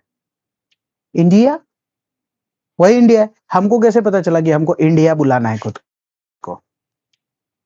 उन्होंने कानून बनाया और बोला कि will be applied to India. तो हमने सोचा तुम किस में आते हो? बोला हम इंडिया में आते हैं। तुम? हम भी। क्या बात कर रहे हो? तुम तो मराठा में थे, हम तो पंजाब थे। बोले रंजीत सिंह और नाना साहेब सब गए, अब एक ही है इंडिया। लड़ना है। धीरे धीरे बात होने लगी, तुम्हारे साइड में क्या प्रॉब्लम है? तो किसी ने कहा हमारे साइड ये प्रॉब्लम है, किसी ने कहा हमारे साइड ये प्रॉब्लम। तो लिस्ट बनानी पड़ेगी ना, सबको एक साथ मिलाना पड़ेगा।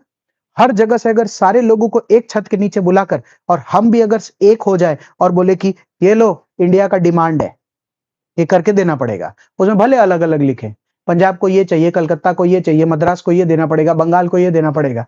तो ब्रिटिश भी उस कागज को पढ़ेगा तो उसको क्या लगेगा? तुम लोग कौन हो? बोले हम लोग एक छत के नीचे आकर बात कर रहे हैं and we are representing exactly the same country that you have जाने अनजाने में united. If you have unified us, the demands are also unified. तो सारे एक छत के नीचे थे। हाँ, पंजाब वाला कैसे आ गया बंबई? बोले वही ट्रेन से जो तुम चालू किए हो। तो बोले कि कलकत्ता से भी आए थे। बोले हाँ। मद्रास से नहीं आए। तो मद्रास वाले का डिमांड यहाँ कैसे लिख रहा है? वही टेलीग्राम जो तुम लाए थे। ऐसा? बोले अंग्रेजी कैसे लाए? वही स्कूल जो तुम खोले थे। तो बोले कि इसमें तो काफी अच्छे भाषा में लिखा हुआ है, इतना एडमिनिस्ट्रेटिव लैंग्वेज कैसे जाने? वही सिविल सर्विसेज वाले जिन्होंने सिविल सर्विसेज ज्वाइन करने के बाद छोड़ा है, तुम ही ने सिखाया था ट्रेनिंग में लबासना में। ऐसा? तो पहली बार उनको भी लगेगा कि ऐसा कैसे हो गया, सब एक जैसी बातें कैसे करने लगे। तभी तो मुहिम तैयार होगी, उसका अंत लगेगा 10-15 साल और। But by 1870 1880 people had started talking about the admin unification of the country, that everybody is governed by the same law। वार्ता पूरी। सबसे खतरनाक हुआ था इकोनॉमिक यूनिफिकेशन। कैसे? एक जगह पर फैमिन आ रहा था ना, तो हर जगह ब्रिटेन क्या बात कर रहा था पता है? चलो चलो जल्दी जल्दी माल जुटाओ, मद्रास में फैमिन आया है। इससे पहले तो जब कर्नाटक में फैमिन आता था तो पेशवा चावल थोड़ी भेजता था, कुछ करता था खुद ही टीपू सुल्तान। तो अब बोले कि वहां फैमिन आया तो ये क्यों भेज रहा है? बोले they are all under one ना, यहां फैमिन आया तो वहां पर भी भेजना पड़ेगा। तो बोले कि यहां एक वॉर है, चलो सब सोल्जर्स लेकर जाओ। बोले क्यों लेके जाना पड़ेगा?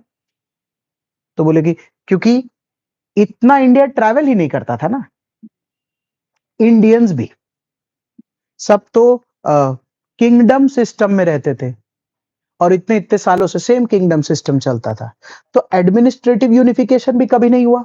इतना बड़ा लैंड में भी मुगल अगर इतना चलाता था, तो मुगल इतना चलाता था तो मुगल कोई दोष थोड़ी देता था किसी को, सब संपन्न होकर चलते थे। इतने बड़े बड़े महल अगर बन के तैयार हुए हैं और इतना सारा खाना खजाना और ये सारे जेवर वगैरह तैयार हुए, तो आखिर प्रमोट किया होगा तभी तैयार हो पाए ना।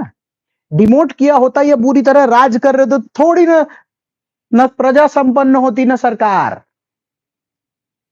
प्रमोट किया था तो हो पाया है।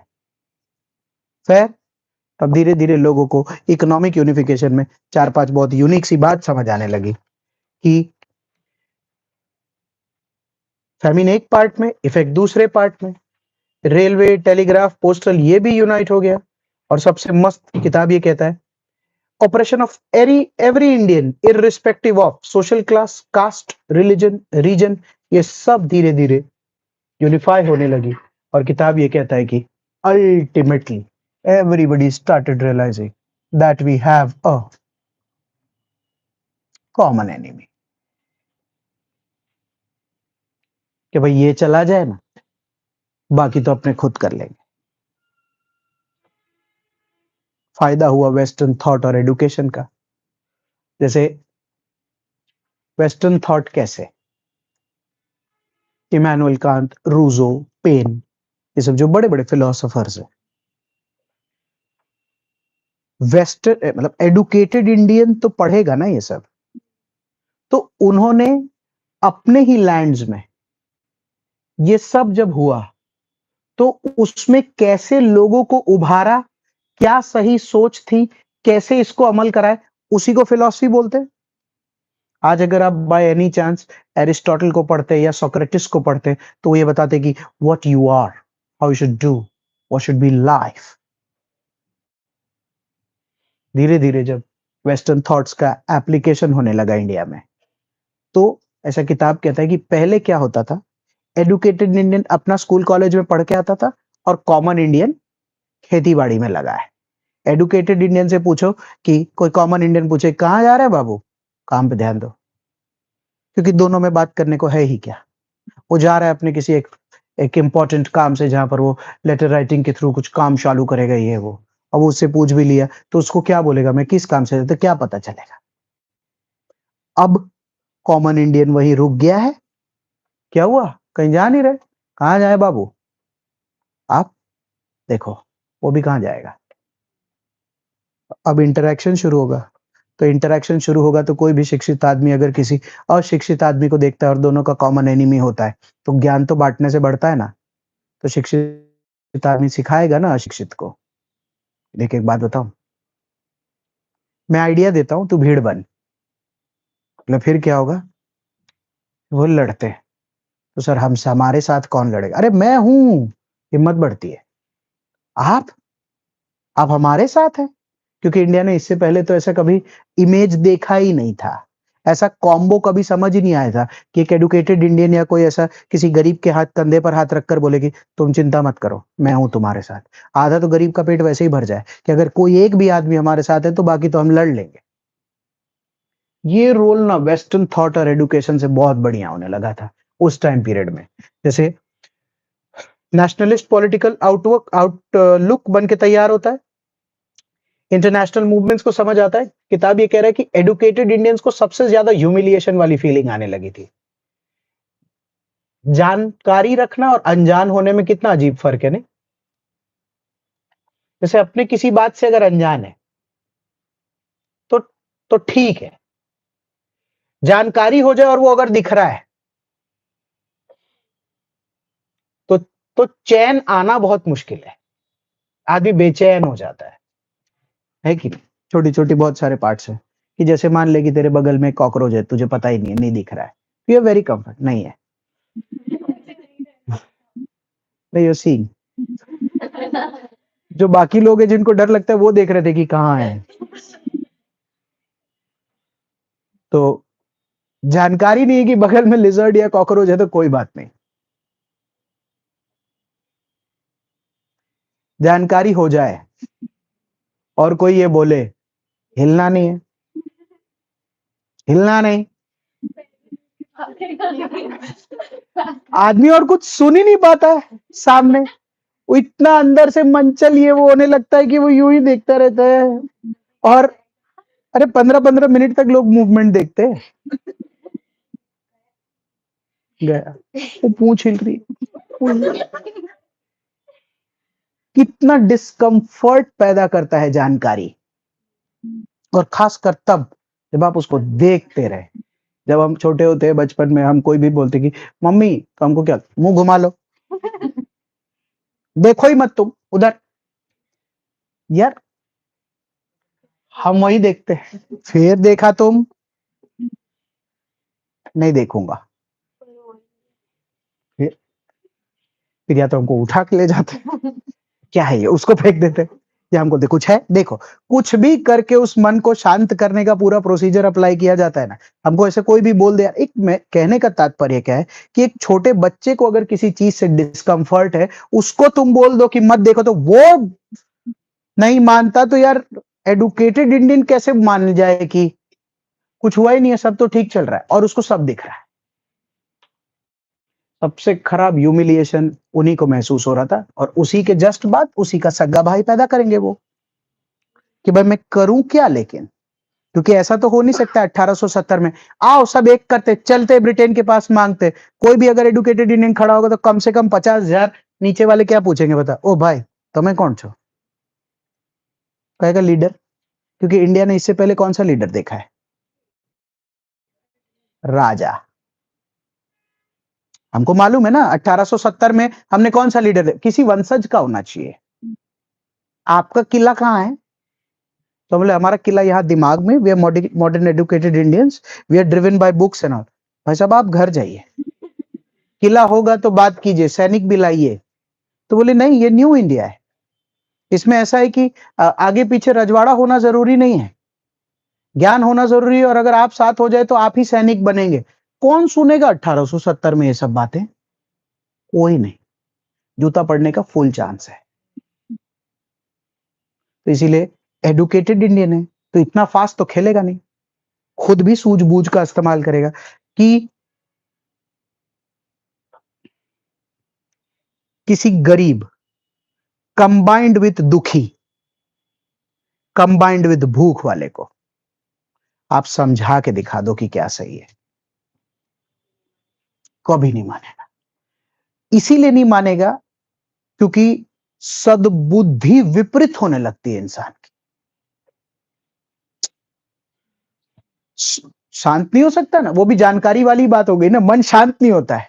देखो मैं क्या बोल रहा हूं, उसको खाना लाओ, जाओ यहां से, परेशान मत, वो भी एक परेशानी ही लगती है उसको, कि कोई उसको ये बात समझा रहा है कि परेशान मत हो, सब ठीक हो जाएगा। वो मेरे को अचानक से 3 इडियट्स वाला याद आ, भाई नथिंग इज इम्पॉसिबल यार, सब ठीक हो सकता है। वो टूथपेस्ट निकालता है और बोलता है ले डाल के दिखा, एक्सट्रीम लेवल ऑफ फ्रस्ट्रेशन। वो भी देखा देखा सोच रहा था काय को ज्ञान दिया मैंने, इतना सारा टूथपेस्ट भी वेस्ट हो गया। सही बात है कि नहीं। तो इसीलिए क्या होता है कि वो सेंस ऑफ फ्रस्ट्रेशन बहुत ही डिफरेंट होता है। मैं खाली ये बात कर रहा हूं कि इनका जो सेंस ऑफ फ्रस्ट्रेशन होता है, सॉरी, इनका जो सेंस ऑफ फ्रस्ट्रेशन होता है वो बहुत ही डिफरेंट होता है। और ये वाले जो कोई भी लेते हैं, दिस प्लस, मतलब this is basically no money plus hunger plus hope, इसको तुम सब ठीक हो जाए, बहुत ही मुश्किल है। कैसे, वो क्या बोल देगा पता है, ये मॉडर्न एडुकेटेड को, एक काम कर, पनीर बटर मसाला 2 रोटी फटाफट लेके आ, क्योंकि अभी मेरे हिसाब से वही सबसे ठीक है। तू बोला ना अभी सब ठीक हो जाएगा, लेके आ। और वो कहां से लाएगा। तो अगर इमीडिएट डिमांड ही पूरी नहीं कर पा रहे तो उसको क्या बता रहा है पता है, आगे जाकर हम एक आजाद देश होंगे जहां सब कुछ बहुत ही सुनहरा होगा। कब होगा, जल्दी। और आपका साथ चाहिए, दे देंगे। बोले हमको भी आपका साथ चाहिए। क्या चाहिए? बोला ना पनीर बटर मसाला 2 रोटी। Guys what I am trying to say is discussion का कॉमन फैक्टर भी नहीं आ पाता है। वो उसको लॉन्ग टर्म समझा रहा है, वो सिर्फ शॉर्ट टर्म बात करेगा कि साहब आज एक बार खिला दो, कल सुबह पक्का बात कर लेंगे। तो उसको पूछेगा हमारे पास भी खाना नहीं, अरे जाने दो साहब, इतने पढ़े लिखे लग रहे हो। अब वो उसको कभी नहीं समझा पाएगा कि पढ़ा लिखा होने का मतलब ये नहीं है कि मैं भूखा नहीं हूं। फिर उसको लगा आप तो अमीर हैं, पढ़े लिखे भी हैं, आपको क्या दिक्कत है? वो बोलेगा but I am also hungry. अरे झूठ बोलते हो साहब। उसको पहले खाना खिलाना पड़ेगा, उसको होप देना पड़ेगा, और वो भी वो इमीडिएट होप मांगता है। जल्दी करो जो करना है। कितना साल लगेगा साहब आजादी में? तो बोल दिए कि कुछ वर्ष लगेंगे। बेटा बड़ा हो रहा है, बेटी की भी शादी करनी। ओ भाई ओ, हम इस काम के लिए नहीं है। आप बोले ना सब ठीक हो जाएगा, हमारी जिंदगी में यही 2-3 चीजें हैं ठीक होने। तुम सोच के देखो कितना कॉम्प्लिकेशन आने वाला है, कितना पेशेंस लगेगा। एक बैरिस्टर टाइप इंग्लैंड रिटर्न्ड आदमी को फैंसी इंग्लिश जो बोलता है, उसको ये समझाने में एक गरीब आदमी को कि don't worry, we'll get rid of untouchability। बोले आप लंदन से आए हैं, क्या होता है अनटचेबिलिटी? बोले मैं समझता हूं। बोले हम देखते हैं, हम झेलते हैं, हमारे साथ होता है। आपके साथ हुआ नहीं, बट मैं महसूस करने के बाद ही ये बात कर रहा हूं। जाइए। गांधी जी चले जाते थे, बात तुम्हारी सही है। तब 1-2 दिन बाद, 10 दिन बाद एक आदमी रो, सुनिए ये रोज बेइज्जत हो के कहाँ जा रहे हैं? बोले आप बोल देते थे जाने, तो हम चले जाते थे। तब बिठाए, बैठिए। कैसे जाएगा? तब बात शुरू करते थे, अपनी तरह नहीं। अरे मैं बोल रहा हूं ना चला जाएगा, आप मेरी सुनिए तो सही। पेशेंस का इतना हाई लेवल था कि वो बोल दिए जाने तो चले जाएंगे। फिर वो जिस दिन रोकेगा और बोलेगा अब बोलिए, तब बोलेंगे। फादर ऑफ द नेशन ऐसे ही नहीं बुला रहे। एक तो फादर, पेशेंस का लेवल तो तुम समझ रहे हो, तो दोनों ही होता है, या तो बहुत होता है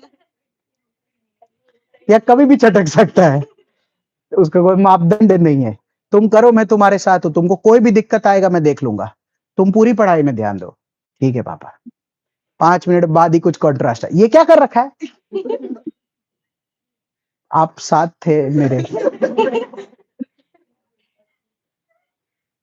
आदमी पूरा टाइम यही समझने में लग गया है कि नेशन के फादर का तो पता नहीं, जो हाउस के फादर है उनको ही समझ ले तो अपना आधा तो इंडिपेंडेंस वहीं पर हो जाता है। To all the kids who are blessed with fathers and get to see them every day, and on the basis of their face you realize as to what you have to talk, whether you have to talk, do you, should you even look at him? खुद ही comprehend करते रहते हैं। रेवा दे। फिर आगे जाते, वापस आते, वो हमको क्या हुआ? कुछ नहीं। एक्चुअली पापा छोड़। 5 बार जो रिपीट करने का जो क्लेश है ना दिमाग में, वो हम इंडियंस के साथ कभी ठीक ही नहीं हो सकता। अरे क्या बोलना है बोलो ना, उसके बाद तो कुछ बोलना ही नहीं होता है ना यार। हाँ, कि क्या बोलना है, इतना सोचा था दोपहर से रात तक बोलना है। एक बार अब मैं क्या बोलूं? भला हो कि अगले दिन की सुबह होती है, परिवर्तन आता है रात के बाद दिन का, और फिर बहुत ठंडे से पूछा जाता है क्या हुआ, कल तुम कुछ बोल रहे थे? तो लगता है ये बहुत ही एम्बिएंट टेम्परेचर है, इस टेम्परेचर में बात हो सकती है। मैं क्या बोल रहा था कि आज एक्चुअली मेरे को सुवर्ण नवरात्रि में जाना है, J9 जाना है। क्यों? सुबह कोई भी बात हो सकती है, पेमेंट चालू होता है 11 बजे के बाद सुबह। देख लो, चले जाना।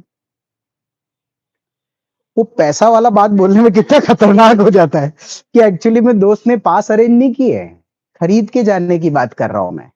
पर इतना सारा इतना क्लियर तो हो ही नहीं पाता एक बार में। देख लेना, चले जाना। Half excitement done. अब सेकंड हाफ बचता है payment. Mummy obviously, moms being mom, तुम इशारे में यूं करते रहते हो।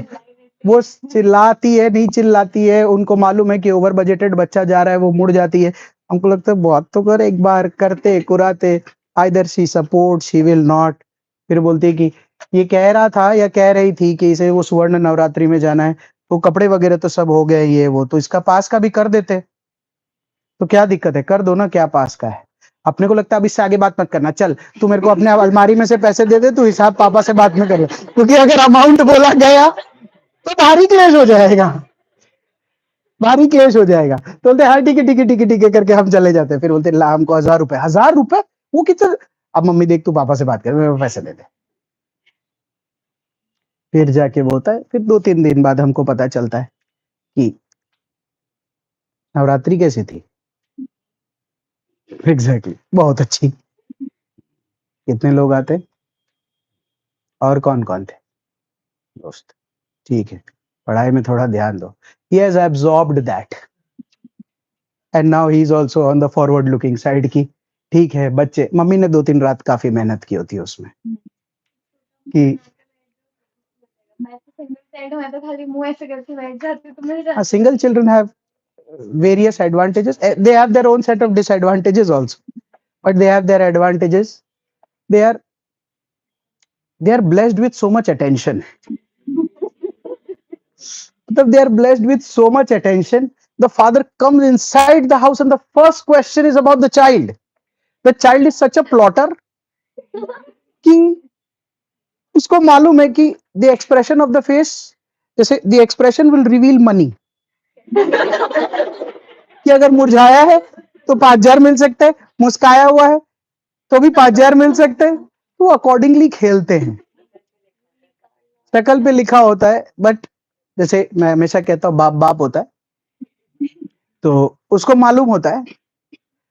और ठीक है, like every father on the planet, ठीक उनको भी ये रहता है कि भाई अभी ठीक है, दिन भर इसीलिए जाते हैं ताकि बच्चे मुस्कुरा सके। तो पूछ लेते हैं हाँ क्या हुआ। तो मैं तो मेरे बच्चे को बड़ा होता देख रहा हूँ, तो मुझे पता चलता है कि डिमांड पुट करने का प्लॉट कैसे सेट होता है। तो मान लो कि अभी मैं उसके साथ 18 साल रहूंगा तो ही समझ जाऊंगा कि ये कैसे कैसे करता है। पर 18 में हर बच्चे को ये लग रहा है कि इस बार मैंने सही किया था, पापा ने दे दिए, पता है, पता ही नहीं चला। हाँ,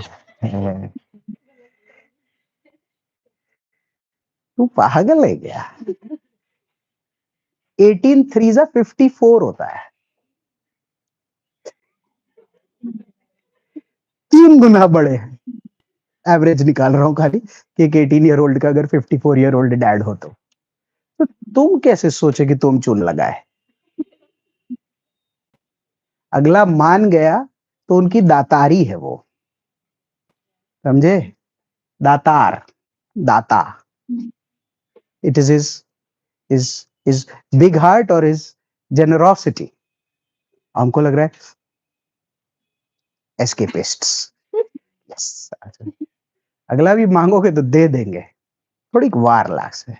उनकी अपनी जंग चलती है सुबह 11 से 8, उसका डिस्कशन घर में होता नहीं।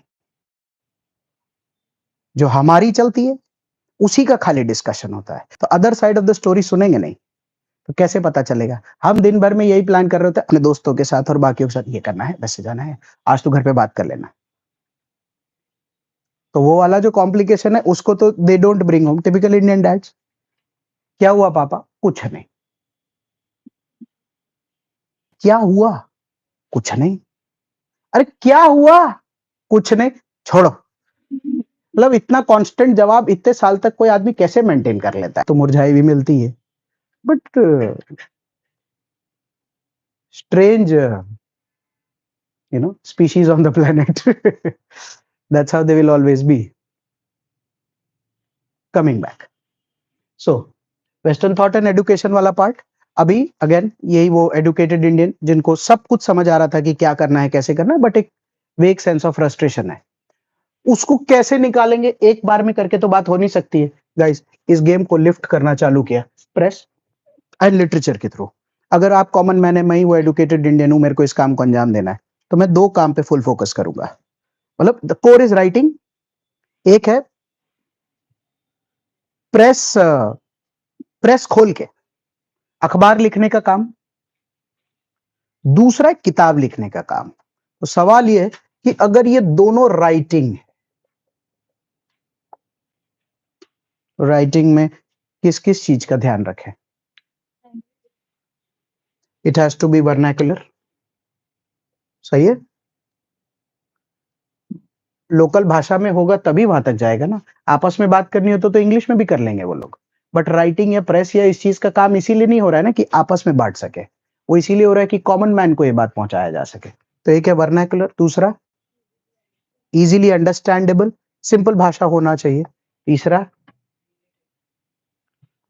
जैसे सब्जेक्ट जो है वो रिलेट कर सके वो होना चाहिए, चौथा थैंक यू, इसका डिस्ट्रीब्यूशन बहुत ही बढ़िया होना चाहिए, फारफेच जहां जहां तक पहुंचना है वो होना चाहिए, और पांचवा एक्सेसिबल होना चाहिए। दिखाओ एक बार अखबार पढ़ने के लिए दीजिए, एक ही नहीं मिलेगा, समोसा ला रहे हैं चटनी डाल के इसी में खाएं। चीजों का ध्यान रखना पड़ेगा ना। वर्नाकुलर, इजी लैंग्वेज, लोग पढ़े तो रिलेट कर सके। अब क्या चैलेंज आता है ऐसे में? एडुकेटेड इंडियन है, वो तो रोज नहीं बैठ रहा, तो रिलेटेबल बनाने के लिए उसको अच्छा रिसर्च करना पड़ेगा कि एक खेडूत कैसे समझेगा उस बात को कि परमानेंट सेटलमेंट और रैयतवारी सिस्टम में ऐसा हो गया था तुम्हारे साथ, this act was passed in this form, that is why you are fail. It has its own set of challenges. Distribution, this requires money, this requires logistics, कि ऐसा नहीं बोले कि हाँ तो 1 लाख अखबार छाप दो, वो तो ठीक है एक बार लिखा है कॉपी हो जाए, डिस्ट्रीब्यूशन कैसे होगा? एक्सेस, हर किसी उस बंदे के पास पहुंचना चाहिए ना जिसके पास जरूरी है। ऐसे करते करते एक प्रीलिम्स के लिए एक टिपिकल सा लिस्ट है, वो लिस्ट पढ़ना पड़ता है प्रेस के लिए। जितने भी दिग्गज लोग हैं ऑलमोस्ट सारे लोगों ने अपने अपने अखबार बनाकर तैयार किए थे। एक लिस्ट शायद शेयर भी किया हुआ है। Voice of India, Dadabhai Naoroji. Kesari, it is in Marathi by Bal Gangadhar Tilak. Maratha in English by Bal Gangadhar Tilak again.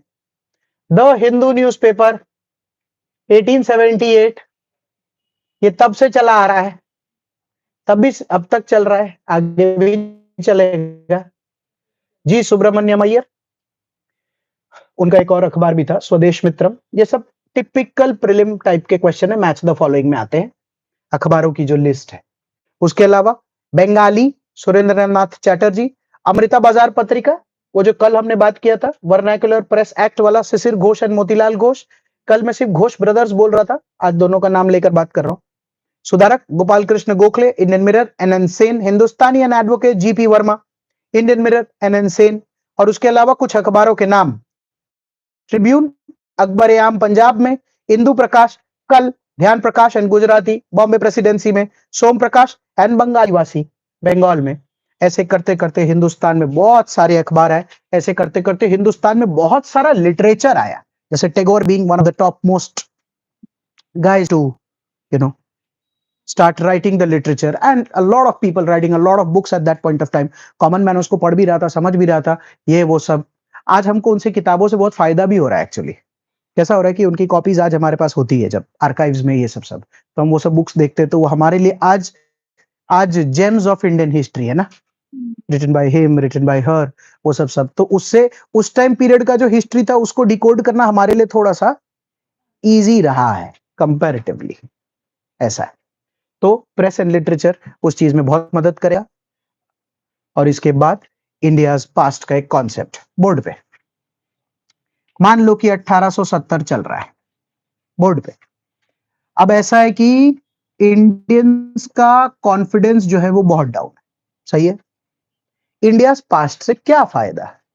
देख, 1528 मुगल, उसके अलावा ancient India. If we discover India's past, and it's not only Mughals, it's about any dynasty that India was being dominated by. देखिए ना, ये ताजमहल भी हम ही ने बनाया है, हम लोग सोने की चिड़िया हुआ करते थे।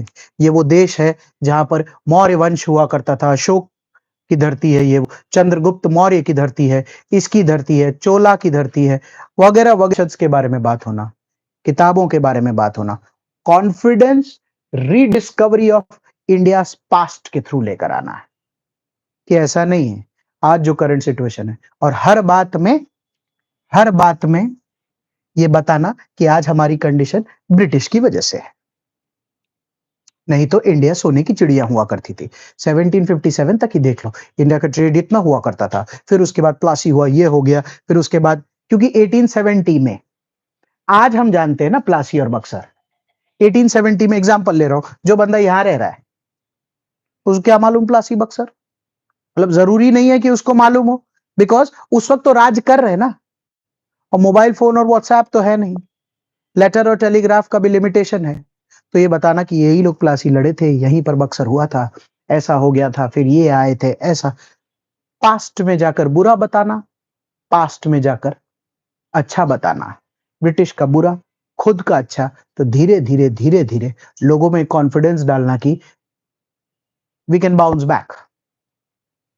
ये काम किया, किताब कहीं कहीं इसको लेकर बात करता है, और कहीं कहीं पर हल्का हल्का बैकफायर भी किया, जैसे ब्रिटिश ने उसका अच्छा इस्तेमाल भी किया। जैसे ये चर्चा हो गई थी कि एग्जाम्पल ले रहा हूं, बाल गंगाधर तिलक, पुणे, बॉम्बे, बाल गंगाधर तिलक ने उसी चीज का एग्जाम्पल लिया था कि शिवाजी की धरती है ये, इस धरती पर उन्होंने अफजल खान का ऐसे मुंह फाड़ दिया था वगैरह, तो अफजल खान को ब्रिटिश से कंपेयर किया था कि जब भी कोई इस तरीके से रूल करेगा तो अगर इस धरती का कोई भी आदमी होगा तो वो आराम से उसको निकाल सकता है वगैरह, तो ब्रिटिश ने उसको डिकोड करने का कोशिश किया कि अच्छा आप मुस्लिम्स के खिलाफ ये बात कर रहे हैं, अच्छा अफजल, तो क्या है कि वो डिवाइड एंड रूल के पॉलिसी में वो कहीं कहीं बैकफायर मारेगा।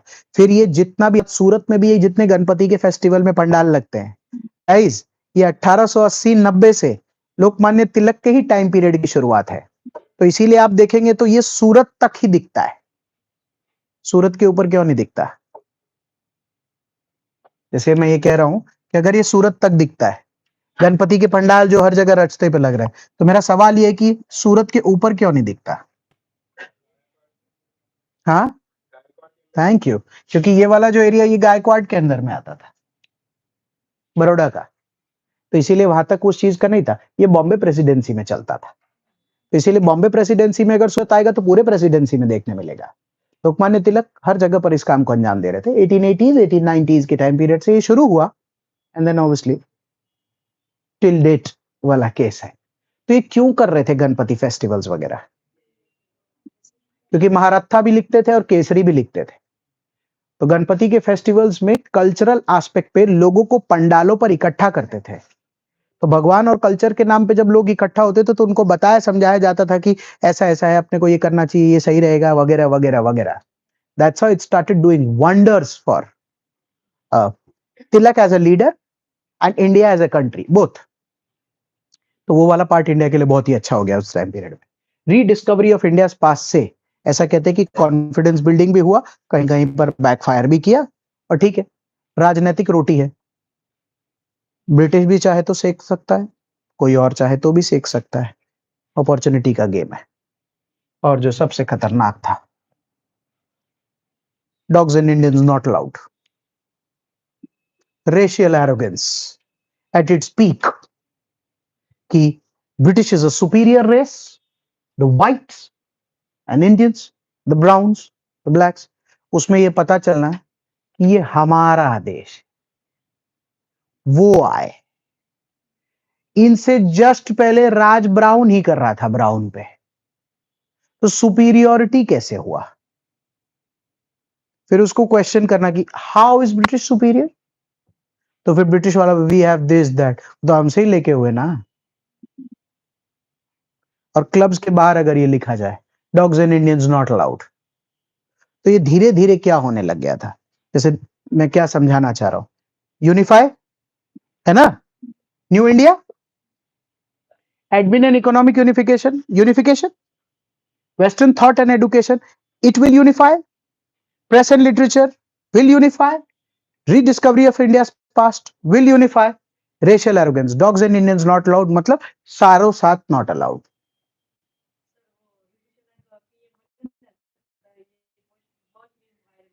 ऐसा? अच्छा, वो डॉग के साथ उन्होंने एंट्री। अच्छा, ओ वाह, अच्छा, हाँ मतलब good connect. If Rishi Sunak with wife and a dog enters the parliament in Britain as PM, and if you create a meme where you get an old photo from somewhere and you put that over there, pretty creative. Dogs and Indians, तो फिर वहां not काट दिया होगा ना, are लिख दिया होगा। Dogs and Indians are allowed in Britain, most importantly. ऐसा, हाँ तो वो उसी का पार्ट था, बिल्कुल। रेशियल एरोगेंस अगेन वो यूनाइट करेगा कैसे, जब इंडियंस नॉट अलाउड लिखा है, ज्यादा दुख किसको होगा? पॉलिटिकल्स, कैपिटलिस्ट्स और जमींदार को, जिनको अगर कोई गरीब खेडूत क्या बोलते हैं, पढ़े नहीं क्या साहब, आप भी अलाउड नहीं है। लगेगी तो सही, पर फिर ज्यादा गुस्सा इस पे नहीं निकलेगा ना, क्योंकि एक पॉइंट के बाद रियलाइज होगा कि ये तो ठीक ही बोल रहा है, जो ठीक नहीं हो रहा है ध्यान उस पे देना पड़ेगा। That was the growth of new India at that point of time, कि भाई अल्टीमेटली इस गेम को खेलना पड़ेगा। तो अपने लोग भी, जैसे इन द नेक्स्ट लेक्चर हम इसी न्यू इंडिया को बनाएंगे कैसे, सुनना। जैसे मुझे ना 1885 में कांग्रेस बनाना है, सुनना। तो मुझे अलग अलग जगहों पर अलग अलग एसोसिएशंस बनाने का पूरा प्रोसेस चलाऊंगा कि ये न्यू इंडिया वाले क्या कर रहे थे।